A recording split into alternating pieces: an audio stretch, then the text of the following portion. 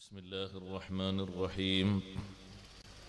الحمد لله رب العالمين، نحمده ونستعينه ونؤمن به ونتوكل عليه، ونعوذ بالله من شرور أنفسنا ومن سيئات أعمالنا. من يهده الله فلا مضل له ومن يضلل فلا هادي له. نشهد أن لا إله إلا الله وحده لا شريك له، ونشهد أن سيدنا ونبينا ومولانا محمدا صلى الله عليه وسلم عبده ورسوله.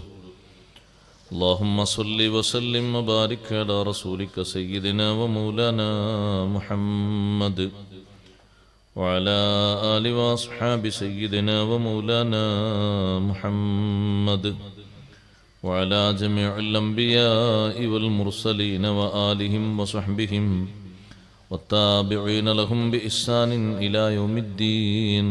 أما بعد، فأعوذ بالله من الشيطان الرجيم. بسم الله الرحمن الرحيم. ولا تقربوا مال اليتيم إلا بالتي هي أحسن حتى يبلغ أشده وأوفوا بالعهد إن العهد كان مسؤولا. وأوفوا الكيل إذا كلتم وزنوا بالقسطاس المستقيم، ذلك خير وأحسن تأويلا. صدق الله العلي العظيم. صدق وصدق وبلغ رسوله النبي الكريم، ونحن على ما قال ربنا من الشاهدين الشاكرين، والحمد لله رب العالمين. لا يقدر رجل على حرام ثم يدعه، ليس به إلا مخافة الله، إلا أبدله الله في عاجل الدنيا قبل الآخرة ما هو خير له من ذلك. صدق شفيعنا رسول الله صلى الله عليه وسلم. يا سيدي يا رسول الله خذ بيدي، ما لي سواك فلا ألوي على أحد. يا من يقوم مقام الحمد منفردا، للواحد الفرد لم يولد ولم يلد. يا من تفجرت الأنهار نابعة من إصبعيه فروا الجيش ذا العدد.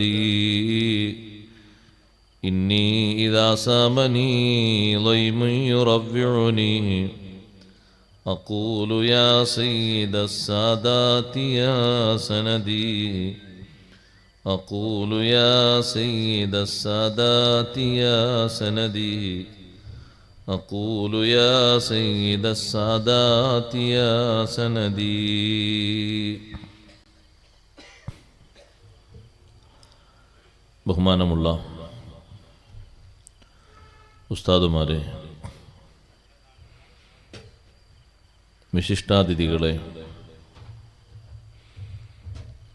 സ്നേഹസമ്പന്നരായ സഹോദരങ്ങളെ, സഹോദരിമാരെ, സുഹൃത്തുക്കളെ,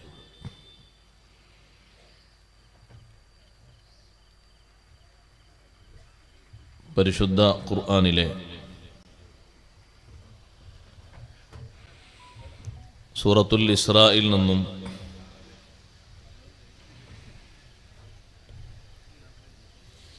34-35 സൂക്തങ്ങളാണ്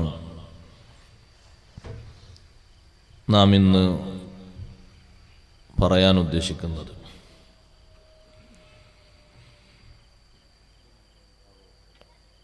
വിശ്വാസികൾക്ക് പ്രത്യേകിച്ചും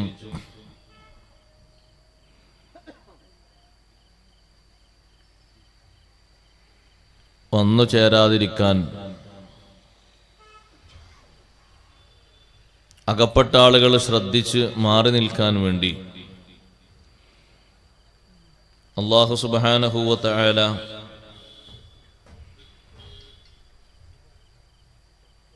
ഈ ദുസ്വഭാവങ്ങളെ ദൂരീകരിക്കുന്നതിന് വേണ്ടി എണ്ണി എണ്ണി ഓരോന്നായി പഠിപ്പിക്കുകയാണ്. ഇന്നലെ അവസാനം ഹിർസ്, അത്യാഗ്രഹം, അലച്ച, അതുമായി ബന്ധപ്പെട്ടാണ് നാം പറഞ്ഞു വച്ചത്. അവിഹിതമായ സമ്പത്തിലേക്കുള്ള കടന്നാക്രമണം നമ്മുടെ സംരക്ഷണത്തിൽ വരുന്ന, വളരെ കരുതലോടെ കൈകാര്യം ചെയ്യേണ്ട അനാഥരുടെ സ്വത്ത് നല്ല വിധത്തിൽ അതിനെ സമീപിക്കുകയും സംരക്ഷിക്കുകയും വളർത്തിയെടുക്കുകയും ചെയ്യുന്നതോടൊപ്പം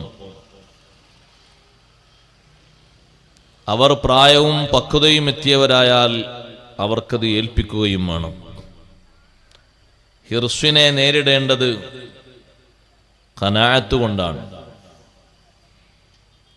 ഖനാഅത്തുള്ള മനുഷ്യന് ഈ ദുനിയാവിൽ വലിയ സന്തോഷമുണ്ടാകും. എപ്പോഴും അള്ളാഹു നൽകിയതിൽ തൃപ്തിപ്പെടാനുള്ള കഴിവ്, അതാണ് ഖനാഅത്ത് എന്ന വാക്കുകൊണ്ട് ഉദ്ദേശിക്കുന്നത്. ഇമാം യാഫിഈ റളിയല്ലാഹു അൻഹു പറഞ്ഞു, സ്വാലിഹീങ്ങളുടെ ഒരുപാട് ഗുണങ്ങൾ മേളിച്ച അള്ളാഹുവിൻ്റെ ഒരു സൃഷ്ടിയാണ് നായ. നായയിൽ നിന്ന് 10 ഗുണപാഠങ്ങൾ ഒരു മുസ്ലിം സ്വീകരിക്കണം. അതൊക്കെ കൂടി ഇവിടെ നാം വിശദീകരിക്കുന്നില്ല. അതിലൊന്നാണ് ഉള്ളതുകൊണ്ട് തൃപ്തിപ്പെടാനുള്ള കഴിവ്. എവിടെയും വിശ്രമിക്കാം. ഏത് ചെറിയ ഭക്ഷണം കിട്ടിയാലും അതുകൊണ്ട് തൃപ്തിപ്പെടും. കുറഞ്ഞ നേരമാണ് ഉറക്കം കിട്ടിയതെങ്കിലും അതുകൊണ്ട് മതിയാക്കും. അങ്ങനെ ജീവിക്കുന്ന ഒരു സ്വഭാവം, സ്വാലിഹീങ്ങളുടെ ഒരു സ്വഭാവം ആ സൃഷ്ടിയിലുണ്ട്. അങ്ങനെ ഉള്ളതുകൊണ്ട് തൃപ്തിപ്പെടാനുള്ള നല്ല മനസ്സുണ്ടെങ്കിൽ നമ്മൾ ഈ ദുനിയാവിൽ വളരെയധികം സന്തോഷത്തോടെ അമൽ ചെയ്യാൻ കഴിയും. ഭൗതിക ലോകത്തെ ചിന്തകളും ടെൻഷനും ഇങ്ങനെ മാറി മറിഞ്ഞു വരുമ്പോൾ മനസാന്നിധ്യം കുറയും, ഭക്തി കുറയും, ഫറാഗുൽ ഖൽബ് ലഭിക്കില്ല. ഫറാഗുൽ ഖൽബ് എന്ന് പറഞ്ഞാൽ മനസ്സ് നമ്മൾ ചെയ്യുന്ന ആരാധനയിൽ മാത്രം ഇരിക്കുക, വേറെ ശുഗലുകളിൽ നിന്നൊക്കെ ഒഴിവാകുക. ഒരു ഡ്യൂട്ടി എടുക്കുന്ന ആളോട് നിസ്കരിക്കാൻ പറഞ്ഞപ്പോൾ വിശുദ്ധ ഇസ്ലാം പറഞ്ഞു അതയാൾ ഒരു വകുപ്പിൽ എത്തിച്ച് അവസാനിപ്പിക്കണം. മുഴുവനായി തീരുമ്പോഴേക്കൊരു പക്ഷേ നിസ്കാരം സമയം കടന്നുപോകും. അപ്പോൾ ഒരു പോയിന്റിൽ നിർത്തിയിട്ട് അയാൾ നിസ്കരിക്കാൻ വരുമ്പോൾ കുറേ ചിന്തകൾ അയാളെ മനസ്സിൽ നിന്ന് കുറഞ്ഞു. പഠിക്കുന്നൊരു പഠിതാവ്, ക്ലാസ് എടുക്കുന്നൊരു അധ്യാപകൻ ഒരു പോയിന്റിൽ അത് അവസാനിപ്പിച്ച് അയാൾ നിസ്കാരത്തിലേക്കും കാര്യങ്ങളിലേക്കും തിരിഞ്ഞാൽ കൂടുതൽ ശ്രദ്ധ ലഭിക്കും ചെയ്യുന്ന കർമ്മങ്ങൾക്ക്.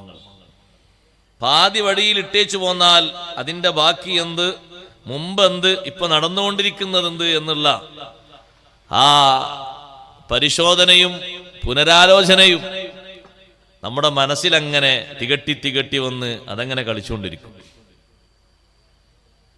ഭക്ഷണം കഴിക്കാൻ ആഗ്രഹമുണ്ട്, ഭക്ഷണമുണ്ട്, നല്ല വിശപ്പുണ്ട്.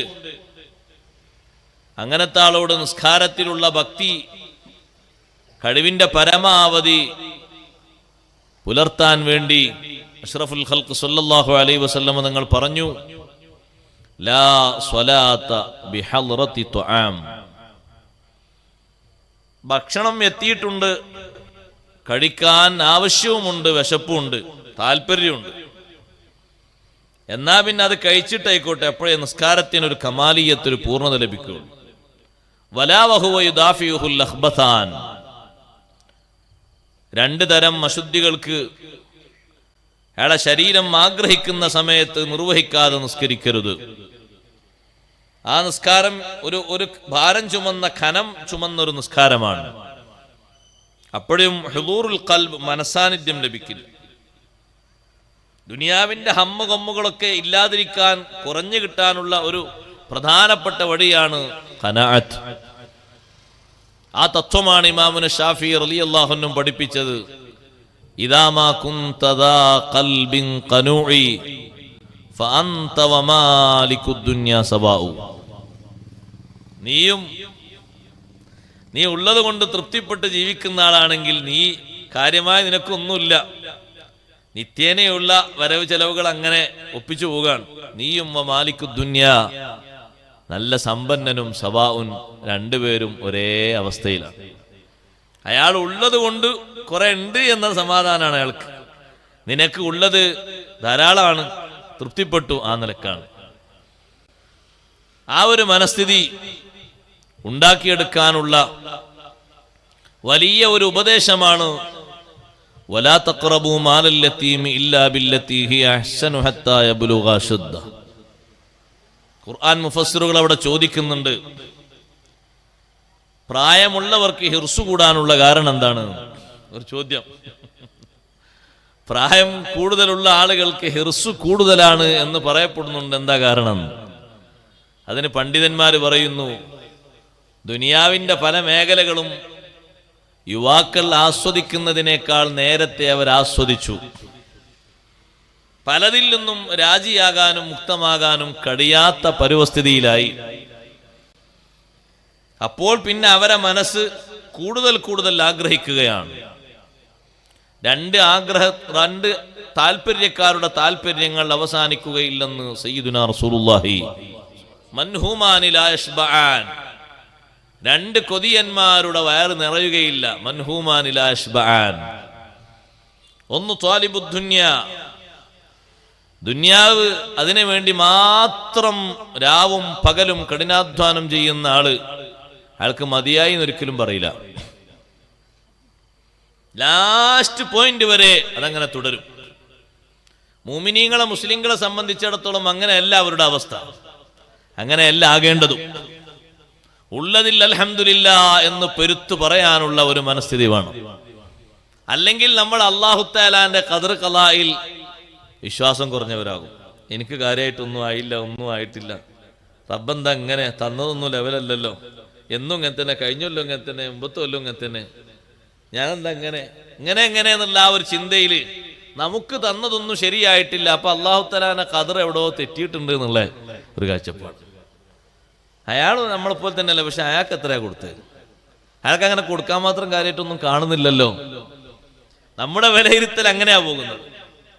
രണ്ടാമത്തെ ഒരു അത്യാഗ്രഹി ത്വാലിബുൽ ഇൽം, വിദ്യ അഭ്യസിക്കുന്ന ആൾക്ക് ആഗ്രഹം തീരൂല, തേടുന്ന ആൾക്ക്.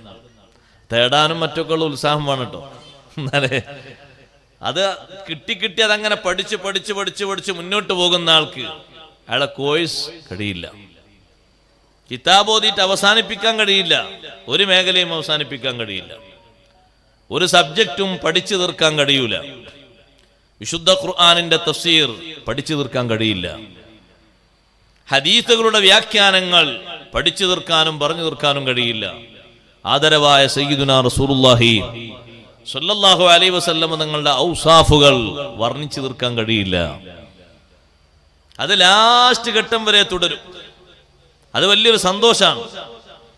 മൗത്ത് ഹാദറായ സമയത്തും മസ്അല ചോദിച്ചവരും ചർച്ച ചെയ്തവരൊക്കെ ഉണ്ട് മഹാന്മാരിൽ. നിങ്ങൾ ഈ ടൈമിലാണോ മസ്അല ചോദിക്കുന്നത്? ഈ ടൈമിൽ എനിക്ക് ഏറ്റവും വലിയ ആനന്ദം അതാണ്. കാരണം അല്ലാഹു സുബ്ഹാനഹു വ തആല എൻ്റെ ജീവിതത്തിൽ നിന്ന് ഏറ്റവും കൂടുതൽ ആഗ്രഹിക്കുന്നതും സന്തോഷിക്കുന്നതും ഈ അമലാകണം എന്ന് ഞാൻ കരുതി. ലാസ്റ്റ് സമയത്തും ഒരു ഹദീസ് കേൾക്കാൻ, ഒരു മസ്അല കേൾക്കാൻ, ആ മസ്അലയുമായി ബന്ധപ്പെട്ടുള്ള വിശദീകരണങ്ങൾ കേൾക്കാൻ, അതെങ്ങനെ ചർച്ച ചെയ്തുകൊണ്ടിരിക്കുമ്പോഴാണ് ദുനിയാവെന്നവർ ഇവിടെ പറയുന്നത്. അത് വലിയൊരു സന്തോഷമാണ്. പക്ഷേ ആ ഹിർസ്, ആ അത്യാഗ്രഹം, അത് അരുതാത്ത മേഖലയിലൂടെ പോകുമ്പോൾ നമുക്ക് അപകടങ്ങൾ കൂടുതൽ വരും. കഴിവിന്റെ പരമാവധി ഹബീബ് സല്ലല്ലാഹു അലൈഹി വസല്ലം തങ്ങൾ നമ്മളോട് എപ്പോഴും പഠിപ്പിക്കുന്നത് പോലെ ഉൻദുർ ഇലാ മൻ ഹുവ അസ്ഫലു മിൻക, നീ എപ്പോഴും നോക്കേണ്ടത്, നിരീക്ഷിക്കേണ്ടത്, ഭൗതികമായ രൂപത്തിൽ നീ നോക്കേണ്ടത് ഇലാ മൻ ഹുവ അസ്ഫലു മിൻക, നിന്നേക്കാൾ താഴേക്കിടയുള്ളവരിലേക്ക് നോക്കൂ. ലോകതലത്തിൽ തന്നെ ചിന്തിച്ചോളൂ. ഫഇന്നഹു അജ്ദറു അല്ലാ തസ്ദറു നിഅമത്തുല്ലാഹി അലൈക്കും, അല്ലാഹു ചെയ്ത അനുഗ്രഹത്തെ വളരെ നിസ്സാരപ്പെടുത്തി കാണാതിരിക്കാൻ ഏറ്റവും നല്ല വഴി അതാണ്. പക്ഷേ ദീനിന്റെ വിഷയത്തിൽ, വിശ്വാസത്തിന്റെയും കർമ്മത്തിന്റെയും അതുപോലെ തന്നെ ആത്മീയോത്കർഷത്തിന്റെയും വിഷയത്തിൽ ഫൗക്കിലേക്ക് നോക്കണം, മുകളിലേക്ക്. അപ്പോഴാണ് നമ്മൾ ചെയ്തതിന്റെ ആകെ തുക ഒന്നും ആയിട്ടില്ല എന്ന് മനസ്സിലാവുക. ബഹുമാനപ്പെട്ട അബ്ദുറഹ്മാൻ ഇബ്നു ഔഫ് റളിയല്ലാഹു അൻഹു മുസ്അബ് റളിയല്ലാഹു അൻഹുവിന്റെ ജീവിതത്തിലേക്ക് തിരിഞ്ഞു നോക്കിയതുപോലെ Abdullahi ibn Amr bin As റളിയല്ലാഹു അൻഹു നബി സല്ലല്ലാഹു അലൈഹി വസല്ലം തങ്ങളുടെ വഫാത്ത് നടക്കുന്നതിന്റെ മുമ്പ് ഒരുപാട് ആളുകളെ തങ്ങൾ അവിടുത്തെ ഷറഫാക്കപ്പെട്ട കരം കൊണ്ട് ഖബറടക്കിയിട്ടുണ്ട്, തങ്ങൾ അവർക്ക് നിസ്കരിച്ചിട്ടുണ്ട്. ആ ചരിത്രം ലാസ്റ്റ് ഘട്ടത്തിൽ മഹാനവറുകൾ ഓർമ്മിച്ചതുപോലെ ആ വിഷയത്തിൽ അങ്ങോട്ടാണ്, മേലോട്ടാ നോക്കേണ്ടത്. ഉമർ ബിൻ ഖത്താബ് റളിയല്ലാഹു അൻഹു പറഞ്ഞില്ലേ, എന്റെ ജീവിതത്തിൽ എനിക്ക് സിദ്ദീഖ് റളിയല്ലാഹു അൻഹുവിന്റെ ജീവിതത്തിൽ ഒരു രാവും ഒരു പകലും മാത്രം എനിക്ക് കിട്ടിയാൽ ഞാൻ വിജയിക്കുമായിരുന്നു, ബാക്കിയുള്ളൊന്നും വേണ്ട. ഒരു രാത്രിയും ഒരു പകലും. ആരോന്ന് പറഞ്ഞു, നബി സല്ലല്ലാഹു അലൈഹി വസല്ലം നിങ്ങൾക്ക് ശേഷം അസ്ജഉൻ നാസ്, ഏറ്റവും നല്ല ധീരത ഉള്ള ആള് ഉമർ റളിയല്ലാഹു അൻഹു ആണ്. ഉമർ റളിയല്ലാഹു അൻഹു മിണ്ടരുത്, ഞാനല്ല ധൈര്യവാൻ, നബി സല്ലല്ലാഹു അലൈഹി വസല്ലം നിങ്ങൾക്ക് ശേഷം ഏറ്റവും വലിയ ധീരതയുള്ള മഹാൻ സയ്യിദുനാ അബൂബക്കർ സിദ്ദീഖ് റളിയല്ലാഹു അൻഹു ആണ്. എന്നിട്ട് ഉമർ റളിയല്ലാഹു അൻഹു പറഞ്ഞു, ആ ജീവിതത്തിലെ ഒരു രാത്രിയും ഒരു പകലും എനിക്ക് കിട്ടിയാൽ, എന്റെ ജീവിതം മൊത്തം കിട്ടിയില്ലെങ്കിലും പ്രശ്നമില്ല, ആ ഒരു 2 സംഗതി കിട്ടിയാൽ മതി. സ്വഹാബത്ത് ചോദിച്ചു, ഏതാ രാത്രി ഏതാ പകല്? രാവിനെ സംബന്ധിച്ചു പറഞ്ഞു, വിശുദ്ധ റമദാനിൽ ഞങ്ങളെല്ലാവരും നോമ്പെടുത്ത്, കുറെ ആളുകൾ നോമ്പ് ഫസ്റ്റായിട്ട് തുടങ്ങാണ്. 40 വയസ്സിലും 30 വയസ്സിലൊക്കെ നോമ്പ് തുടങ്ങുമ്പോ ഇതുവരെ നോമ്പില്ലാത്തൊരവസ്ഥ എങ്ങനെ ഉണ്ടാകും? നമുക്ക് നോമ്പ് ഒരു പ്രശ്നമില്ലാത്ത 7 വയസ്സിൽ തന്നെ എങ്ങനെ പോകുന്നു, 1, 2, 3, 4, 10 എന്നും പറഞ്ഞു. അത് 10-ാം വയസ്സാകുമ്പോഴേക്കും അൽഹംദുലില്ലാഹ് 25 എണ്ണായി, 12-ാം വയസ്സാകുമ്പോഴേക്കും 30-ആയി, 15-ൽ റെഡിയായി. അങ്ങനെ ചാരുമായിപ്പോയി. ഇത് 30-ൽ 35-ൽ സ്റ്റാർട്ട് ചെയ്യാണ്. അതിൻ്റെ ഒരു പ്രയാസം എത്ര ഉണ്ടാകും? നോമ്പുകാരായ ഞങ്ങളൊക്കെ ബദറിലേക്ക് നീങ്ങി നടന്നും വെയിൽ കൊണ്ടും ക്ഷീണിച്ച മുഖങ്ങളാണ്. അവിടെ എത്തിയപ്പോൾ ഹബീബ് സല്ലല്ലാഹു അലൈഹി വസല്ലം ചോദിച്ചു, തങ്ങൾക്ക് വേണ്ടി ആദ്യം ഒരു പന്തൽ നിർമ്മിച്ചു, ഈ പന്തലിന് ആര് കാവൽ നിൽക്കും? ആരെല്ലാം ഉണ്ട്? ഹംസ റളിയല്ലാഹു അൻഹു ഉണ്ട്, ധാരാളം മഹത്തുക്കളുണ്ട്. പക്ഷേ മുന്നോട്ട് നിന്നത് സയ്യിദുനാ അബൂബക്കർ സിദ്ദീഖ് റളിയല്ലാഹു അൻഹു. ആ രാത്രി വല്ലാത്തൊരു രാത്രിയാണ്. അപ്പുറത്ത് ഒന്ന് കൂടുതൽ നടക്കാനുള്ള ദൂരമൊന്നുമില്ല, കുറച്ചപ്പുറത്തെത്തിയിരിക്കുന്നത് സായുധ സംഘമാണ്. എല്ലാ അർത്ഥത്തിലും നല്ല കഴിവും മികവുള്ള ആളുകളാണ്, കുറവൊന്നുമില്ല. നല്ല പടയാളികളുണ്ട് ആ കൂട്ടത്തിൽ, നല്ല കഴിവുറ്റ ആളുകളുണ്ട്. പ്രതിരോധിക്കാനും പഴയകാലത്ത് ചന്തകളിലൊക്കെ ഒരുപാട് തല്ലിന് നേതൃത്വം നൽകിയ വീരന്മാരുണ്ട്. അവരാരും വന്നേക്കാം രാത്രി, പക്ഷെ ആ രാത്രി ഞാൻ നിൽക്കുമെന്ന് അബൂബക്കർ സിദ്ദീഖ് റളിയല്ലാഹു അൻഹു മുന്നോട്ട് നിന്ന് പറഞ്ഞു. അലി റളിയല്ലാഹു അൻഹു പറഞ്ഞു, ഞാനൊന്ന് പതുക്കെ രാത്രിയുടെ മറവില് ആ പന്തലിന്റെ ചുറ്റും ഇങ്ങനെ നടന്നു നോക്കി. ഒരു ചെറിയ രൂപം കണ്ടപ്പോഴേക്ക് അബൂബക്കർ സിദ്ദീഖ് റളിയല്ലാഹു അൻഹു തിരിഞ്ഞു, എന്റെ നേർക്ക് തിരിഞ്ഞു.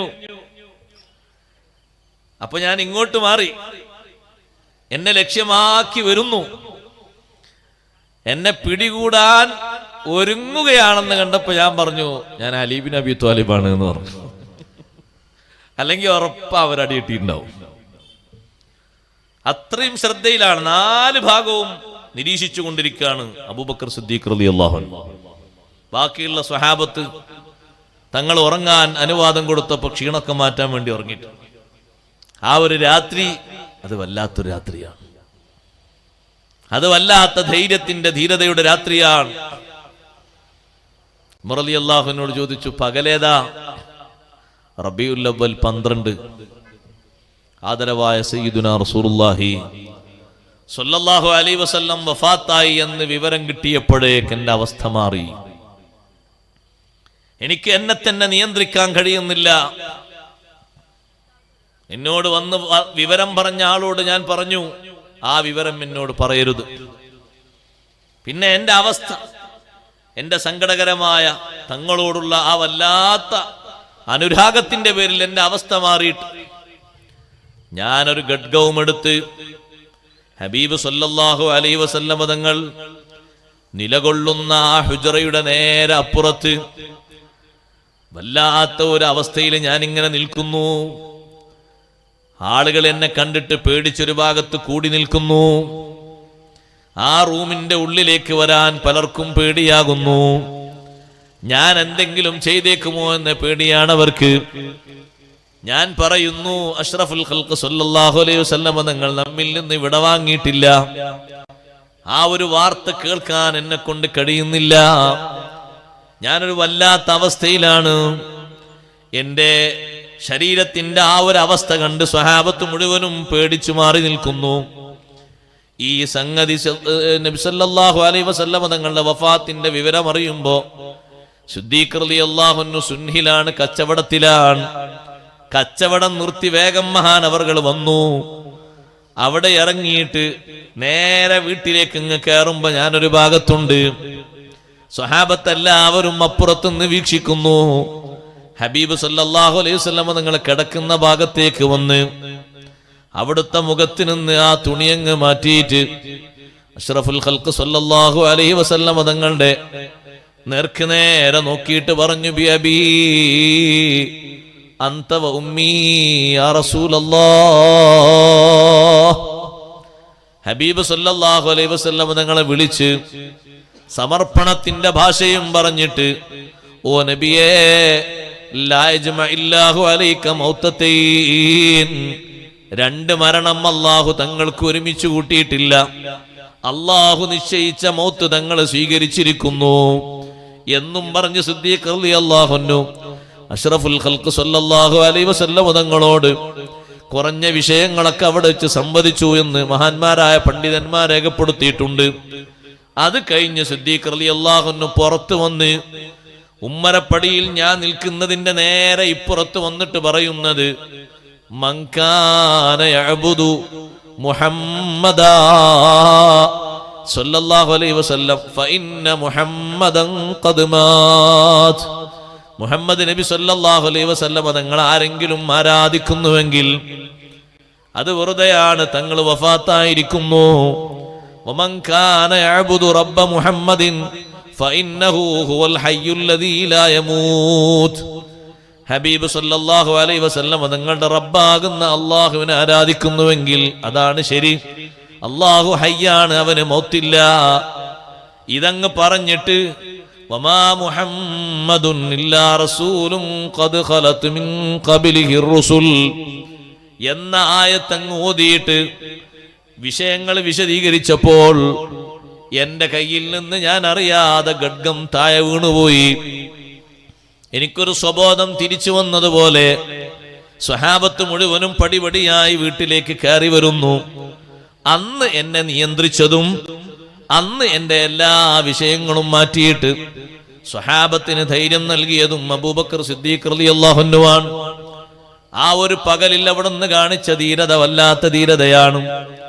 ഈ ഒരു പകലും ഈ ഒരു രാവും എന്റെ ജീവിതത്തിൽ കിട്ടുകയാണെങ്കിൽ അതെന്റെ ജീവിതകാലം മൊത്തം കൊടുക്കുന്നതിനേക്കാളും മൊത്തമുള്ളതിനേക്കാളും വലിയ ഖൈറാണ്. അവരങ്ങനെ പറഞ്ഞുവെങ്കിൽ നേരെ താഴോട്ടുള്ള മഹാന്മാരൊക്കെ അങ്ങനെയാണ്. അഹ്മദ് ബിൻ ഹംബൽ റളിയല്ലാഹു അൻഹു ഇമാം ഷാഫി റളിയല്ലാഹു അൻഹുവിന്റെ ഉസ്താദിന്റെ ജീവിതത്തെ നോക്കിയിട്ട് ഉസ്താദിന്റെ ഒരു രാത്രിയാണ് മക്കളെ എന്റെ ജീവിതകാലം മൊത്തം ഉള്ളതിനേക്കാളും ഖൈറെന്ന് അഹ്മദ് ബിൻ ഹംബൽ റളിയല്ലാഹു അൻഹു പറഞ്ഞു. ഞാനിത് പറഞ്ഞത് അങ്ങനെ എല്ലാ മഹാന്മാരും പറഞ്ഞിട്ടുണ്ട്. ദീനിന്റെ വിഷയത്തിൽ, അമലിന്റെ വിഷയത്തിൽ, ആത്മീയ അനുഭവങ്ങളുടെ വിഷയത്തിൽ മുകളിലേക്ക് നോക്കണം. ദുനിയാവിന്റെ വിഷയത്തിൽ താഴേക്കിടയിലേക്ക് നോക്കണം. അപ്പോൾ നമ്മുടെ മനസ്സിൽ വരുന്നൊരവസ്ഥയുണ്ട്, അത് ഉള്ളത് കൊണ്ട് തൃപ്തിപ്പെടാൻ ധാരാളം പ്രചോദനം നൽകും. ഹിർസ് കുറക്കാനുള്ളൊരു മാർഗം അതാണ്. അലച്ച കുറക്കാൻ, അത്യാഗ്രഹം കുറക്കാൻ. അത്യാഗ്രഹം കൂടി വന്നാൽ നിയമങ്ങളും പരിധിയും വിട്ട് സാമ്പത്തികമായ മേഖലയിൽ സഞ്ചരിച്ചു പോകും. ആ ഒരു വിഷയം അവിടെ പറഞ്ഞിട്ട് ഏഴാമത്തെ ഒരു ദുസ്വഭാവം നമ്മിൽ നിന്ന് നീക്കാൻ വേണ്ടി അല്ലാഹു തആല ഉപദേശിക്കുന്നു. ഇന്നലത്തെക്കാളും ഗൗരവമുള്ള വിഷയമാണിത്. ഇന്ന് പറയുന്ന 7ഉം 8ഉം വഔഫൂ ബിൽ അഹദ് ഇന്നൽ അഹദ കാന മസ്ഊലാ. വഔഫൂ ബിൽ അഹദ്, വാഗ്ദത്തം നിങ്ങൾ പൂർത്തിയാക്കണം. വാക്ക് നിങ്ങൾ പാലിക്കണം. കരാറ് നിങ്ങൾ പൂർത്തീകരിക്കണം. ഇന്നൽ അഹദ കാന മസ്ഊലാ. ആ വാക്കുകളെപ്പറ്റി, വാഗ്ദാനങ്ങളെപ്പറ്റി ചോദ്യം ചെയ്യപ്പെടും. നാമും റബ്ബ് തആലയും തമ്മിലുള്ള വാഗ്ദാനങ്ങളുണ്ട്. ആ വാഗ്ദാനങ്ങൾ അള്ളാഹുവിന്റെ തക്ലീഫുകളാണ്. അള്ളാഹു നമ്മോട് കൽപ്പിച്ച കാര്യങ്ങളും വിലക്കിയ കാര്യങ്ങളും അത് നേരെ ലെവലായി കിട്ടാനാണ് ജീവിതം ഇങ്ങനെ മുന്നോട്ട് നീക്കി തരുന്നത്. ഉസ്താദെ, നിസ്കരിക്കുന്നുണ്ടല്ലോ, ലെവലിലെത്തണം. നോമ്പ് നോൽക്കുന്നുണ്ടല്ലോ, അതിന്റെ ലെവലിലെത്തണം. ഹജ്ജ് ചെയ്തിട്ടുണ്ടല്ലോ, അപ്പറഞ്ഞ ഹജ്ജാകണം. ഏത് ഹജ്ജ്? ഫലാ റഫസ വലാ ഫുസൂഖ വലാ ജിദാല ഫിൽ ഹജ്ജ്. ഏത് നിസ്കാരം? ഇന്ന സ്വലാത്ത തൻഹാ അനിൽ ഫഹ്ശാഇ വൽ മുൻകർ. ആ നിസ്കാരം എത്തിയിട്ടുണ്ടോ? എന്നാ പിന്നെ സന്തോഷാണ്. ആ നിസ്കാരം നമ്മളുടെ ഈ ലോക്കൽ നിസ്കാരമല്ല. ഹാഫിദ് ഇബ്നു കസീർ പറഞ്ഞു, ഒരു സാധാ നിസ്കാരമല്ല. നിസ്കാരം തിന്മയിൽ നിന്ന്, അനാവശ്യങ്ങളിൽ നിന്ന്, അരുതായ്മകളിൽ നിന്ന് പിടിച്ചു നിർത്തും, തടഞ്ഞു നിർത്തും എന്ന് പറയുന്ന നിസ്കാരത്തിൽ ഹാഫിദ് ഇബ്നു കസീർ അടക്കമുള്ള പണ്ഡിതന്മാര് പറഞ്ഞു, അതിന് പ്രധാനമായും 3 വശങ്ങൾ ചേരണം. ഒന്ന്, ആ നിസ്കാരത്തിലെ ഇഖ്ലാസ്. മറ്റൊന്ന്, ആ നിസ്കാരത്തിലെ ഭക്തി. മറ്റൊന്ന്, ആ നിസ്കാരത്തിലെ ക്രമീകരണം. ഫർളും സുന്നത്തും ഒന്നും വിടാതെ, കറാഹത്ത് ഒന്നും വരാതെ. ഒന്ന് കൂട്ടി നോക്കി, ഒന്ന് പോസ്റ്റ്മോർട്ടം ചെയ്ത് നോക്ക് നമ്മുടെ നിസ്കാരത്തെ. അള്ളാഹുവിനോട് നമുക്കുള്ള അഹദാണ്, നമുക്കുള്ള കരാറാണ്. അപ്പൊ കഴിഞ്ഞ വർഷത്തെ നോമ്പ് പോലെ ആകരുത് വരാനിരിക്കുന്ന നോമ്പ്. ആ നോമ്പ് എങ്ങനെയാകണം? കുറെ കാലമായി നോമ്പ് വെക്കുന്നത് ഇഹ്തിസാബിന്റെ ഒരു നോമ്പായിട്ടുണ്ടോ? ഇഹ്തിസാബൻ മൻ സ്വാമ റമളാന ഈമാനൻ വഹ്തിസാബൻ. ഈമാനന്റെ ഒരു പക്ഷെ ആയിട്ടുണ്ടാകും, ഇതൊരു ഫർളാണ് എന്നുള്ള ആ നല്ല വിശ്വാസത്തോടെ തന്നെ നിർവഹിക്കും. അത് കഴിഞ്ഞിട്ട് മറ്റൊന്നാണ് ഇഹ്തിസാബൻ. ഒറ്റ വാക്കിൽ നമ്മൾ പറയും പ്രതിഫലം കാംക്ഷിച്ച്. ഇബ്നു ഹജർ റഹ്മത്തുള്ളാഹി അലൈഹി തങ്ങൾ വിശദീകരിച്ചു, ഇബ്നു ഹജർ അസ്ഖലാനി തങ്ങൾ, മറ്റൊരുപാട് പണ്ഡിതന്മാർ വിശദീകരിച്ചു. പ്രതിഫലം കാംക്ഷിക്കുക എന്ന് പറഞ്ഞ അർത്ഥം എന്താ പറയുക? ആ നോമ്പ് വന്നിട്ട് എത്ര ദൈർഘ്യം കൂടിയാലും, എത്ര ഉഷ്ണം കൂടിയാലും, എത്ര മഴ പെയ്താലും, തണുപ്പ് വന്നാലും ഒരു പ്രയാസത്തിന്റെ ഒരു മുഖമോ സ്വഭാവമോ വരാത്ത രീതിയിലെ നോമ്പ് അതായിട്ടുണ്ടോ? ഇതൊരു കനമേറിയത് പടച്ചോനെ. ഇനി 30 ദിവസം ഇപ്പോ പകല് ഭക്ഷണം കഴിക്കാൻ കഴിയില്ല. വല്ലാത്തൊരു സംഗതി തന്നെ. ഇനിയിപ്പോ ഭക്ഷണം കിട്ടണമെങ്കിൽ 6:59 ആകണം, 58 ആയാലും കിട്ടൂല. അങ്ങനെയുള്ളൊരു കണക്ക്. നമ്മുടെ മനോഗതി അങ്ങനെയാണെങ്കിൽ ആ പറഞ്ഞ രൂപത്തിലേക്ക് ആയിട്ടില്ല. ഗുഫിറ ലഹു മാ തഖദ്ദമ മിൻ ദംബി ഓതാൻ സുഖാണ്. അത് വിശദീകരിച്ച് കേൾക്കുമ്പോ അത് കിട്ടുമോ നമ്മൾ നോമ്പ് കൊണ്ട് എന്നുള്ളത് വളരെ കൂടുതൽ ചിന്തിക്കണം. നമ്മളെ നോമ്പ് കൊണ്ട് ഒന്നേതായാലും കിട്ടും. അൽ ജൂ, വിശപ്പ് എന്നുള്ള സംഗതി, അത് കുറച്ചൊക്കെ അനുഭവിക്കും. അപ്പൊ ഒരു ക്ഷീണമായിട്ട് കരുതാത്ത വിധം ഒരു സന്തോഷമായിട്ട് സ്വീകരിക്കുന്ന ഒരു മനസ്ഥിതിയിലേക്ക് ആ നോമ്പ് വളരണം. ആ ഒരു പരുവത്തിലേക്ക് എത്തണം. ദൈർഘ്യമായി എന്നുള്ള ചിന്ത വരരുത്. നിസ്കാരത്തിന്റെ അവിടെ എങ്ങനെ തന്നെ മങ്കാമ റമളാൻ ഈമാനൻ വഹ്തിസാബൻ, നീളം കൂടി പോയി, അങ്ങനത്തെ ആൾക്കാരുണ്ടാവും. അങ്ങനത്തെ ആൾക്കാരുണ്ട്, ഇപ്പോഴും ഉണ്ട്. ഹറമിൽ ചെന്ന് നോക്കൂ നിങ്ങൾ, 90ഉം 92ഉം വയസ്സുള്ള അറബികൾ 1.5 മണിക്കൂർ ദൈർഘ്യമുള്ള നിസ്കാരത്തിൽ വരും. നമ്മളല്ലേ നാട്ടിൽ അന്വേഷിക്കുന്നത് 8:35 തുടങ്ങിയിട്ട് 9 മണിക്ക് തീരുന്ന എവിടെ? നമ്മളല്ലേ ഹൈ സ്പീഡിൽ ഒന്നായിട്ട് ഒരു കറക്കിക്കുത്ത് എന്ന് വേണം പറയുവാണെങ്കിൽ. എന്നിട്ട് നമ്മൾ നല്ല ആളെ ആശ്വസിക്കും ചെയ്യും. ഇക്കൊല്ല റമളാനെ 30 ദിവസം നിസ്കരിച്ചു, അൽഹംദുലില്ലാ. അപ്പൊ ആ നിസ്കാരത്തിനെ പറ്റി അങ്ങനെ ഒരു ഭാഷയുണ്ട് ഹദീസിൽ, ഈമാനൻ വഹ്തിസാബൻ. ഇനി ചിലര് പറയും പക്ഷെ അത് വേറെ ആൾക്കാർക്കാണ്. നമ്മക്ക് തന്നെ സഹോദരങ്ങളെ, അത് നമ്മൾ അതിന് അനുസരിച്ചാക്കിയെടുക്കണം. അത് നിസ്കാരം ആ പരുവത്തിലേക്ക് മാറ്റിയെടുക്കണം.